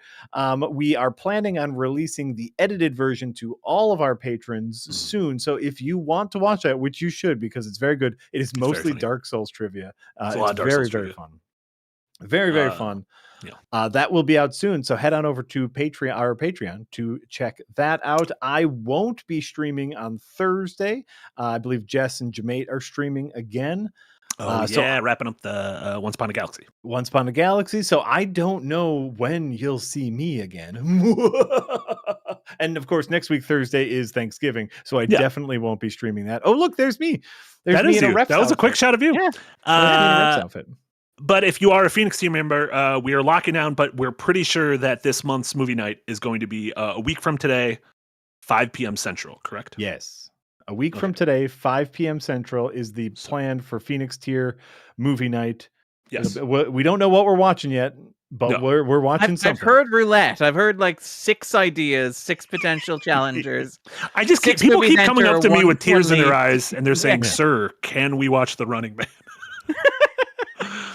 That we is watch a bootleg of 2025, by the way. Yeah, just If it's 1987's Running Man, the answer is always yes. That movie is wonderful. If it's Paula 2025, it's a Abdul never. kills it. the 2025 conversation will be very like spaced out and bland until you get to the final 2 minutes. Yeah, it's like everyone just screaming over each other. Yes, exactly. What is happening? What? Incredible. Darren, what do you have going on? You have a new episode of Backdrop went up. We do just dropped today, ended by the wonderful Jesse Schwab, looking at Netflix and Netflix's relationship to theater. So the idea of like just a kind of a post-mortem on the whole streaming wars thing, like a look at like how Hollywood has kind of moved away from putting stuff on streaming services where it disappears into the void, and like why Netflix is making some small gestures towards theaters, like releasing K-pop Demon Hunters in theaters, twice over the past 4 months or so. But also the Greta Gerwig movie that's coming out. But also on the other hand, you have like the contrast of them and basically getting the fourth Kreger movie stuck in limbo by refusing to give it a theatrical release, and kind of the push and pull of that, of like why Netflix's relationship to theaters is so strange, why they seem to be making deals on one hand but also withholding on the other, and like why that's so different from every other studio in like the post-streaming war age. It's a really good video. Jesse said it is amazing, as it always is. I am always kind of astounded when I get them. When I get them back, and I'm like, I never would have done that, and I never would have thought to do that, and that's why it kind of is brilliant. So yeah, check that out. That's on the channel. Maybe there might be one secretly dropping next week around Thanksgiving. I don't know if I can get the edit finished in town. Nice. Top 10 turkeys and movies. Actually, I should have made it Thanksgiving themed in hindsight. There's still time to do top 10 turkeys and movies. Yeah, yeah, we can just cram that in at the end. We can do an additional 10-minute segment at the end. You get to like 6 of them, you're like, I can't think of any more turkeys. Yeah. Love it. Running Man 2025 is at number 1. That's my favorite turkey this year. I love it. I love it. That was mean. Beautiful. That was mean. Listen, it's fine. It's fine. It's fine. It's a bad movie. It's okay. They all got paid, and it's a bad movie. More power. Excellent. Hell yeah. So yeah, just tune in for the rest of the week. I think there's no stream this afternoon, but I should be doing a personal stream this evening, and then rest of the week we should have normal Yahtzee tries. We'll have normal Firelink, the like Jack mentioned, the Thursday afternoon slot. Jermaine and Jess will be on, so tune in for all that. So thank you all so much, everyone, for tuning in, for listening, for watching, and for donating and supporting us via Patreon. We appreciate all of you. So for Jack, Darren, and Eric, this was Marty, The Rewind, episode number 34. Thank you all so much for tuning in. Jack has to go pick up his children. Goodbye, everyone. Goodbye, everyone. On time this week. On time, we're fine.